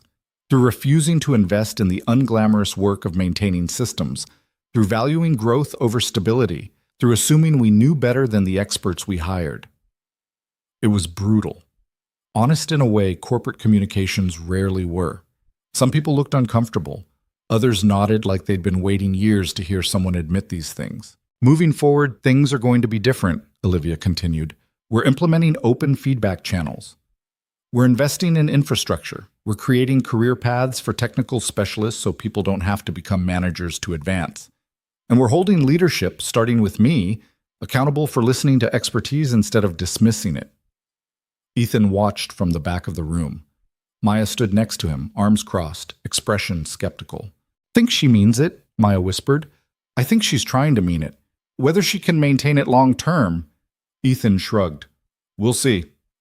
After the meeting, employees lingered in clusters, talking, processing. Some looked energized, others seemed cautious, like they'd been promised change before and learned not to trust it. Sarah approached Ethan with a grin. Your new CEO is either the most authentic person I've ever met or the best actress in tech. Probably both, Ethan said. Most good leaders are. So you trust her now? I trust that she learned something from almost destroying the company. Whether that lesson sticks is a different question. That evening, Ethan picked up Chloe from school and took her out for ice cream.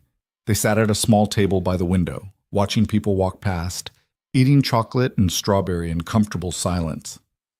Daddy, Chloe said, chocolate ice cream on her chin, are you happy? It was such a simple question. Ethan couldn't remember the last time someone had asked him that. Was he happy? His job was still demanding. The work was still endless. Aurelius Pay was still a company with problems that would take years to fully address. Richardson's trial was approaching and would probably dredge up unpleasant memories. Life wasn't perfect, but he was leaving work at reasonable hours, spending evenings with his daughter, sleeping in his own bed instead of on a couch at the office. He had a team that respected him and leadership that listened.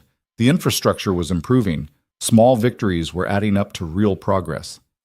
Yeah, Bug, he said. I think I am. She smiled. Good. You deserve to be happy. Later that night, after Chloe was asleep and the apartment was quiet, Ethan stood in his daughter's doorway watching her breathe. Mr. Hoppy was clutched against her chest like always. Her face was peaceful, untroubled by corporate crises or security breaches or the complicated reality of adult life. He thought about all the things he'd learned over the past few months, that doing the right thing sometimes meant standing alone, that exhaustion could cloud judgment in ways you didn't recognize until after, that people could change if they were willing to be honest about their mistakes, that leadership wasn't about having all the answers. It was about knowing when to ask for help. Most importantly, he'd learned that work mattered, but it wasn't everything. That the quiet moments with Chloe, the ordinary evenings of homework and dinner and bedtime stories, were worth more than any corporate achievement. That being present for his daughter was more important than being indispensable to a company. Richardson had been brilliant but bitter, had let his anger at being ignored turn into something destructive. Olivia had been confident but blind, had let her need to appear strong prevent her from seeing her own limitations. Ethan himself had been dedicated but isolated, had convinced himself that carrying every burden alone was strength rather than stubbornness. They'd all been wrong in different ways, but at least they'd survived their mistakes. At least they were trying to learn from them. Maybe that was the real story here. Not the dramatic breach or the last-minute save or the corporate restructuring, but the smaller, quieter truth that people were flawed and messy and capable of both catastrophic errors and genuine growth. That mistakes didn't have to be endings. That admitting you were wrong was harder than pretending you were right, but also more valuable. That sometimes the person who looked like they were failing was actually the one holding everything together. Ethan closed Chloe's door softly and went to his own room. Tomorrow there would be more work, more problems to solve, more challenges to face. But tonight, he could rest, could let go of the crisis mindset that had consumed him for so long. He slept deeply for the first time in months, and when he woke to sunlight streaming through the windows and the sound of Chloe singing to herself in the kitchen, he felt something he hadn't felt in years. Peace. Not the peace of having everything figured out or all problems solved, but the peace of knowing he'd done his best, that he'd stood up for what was right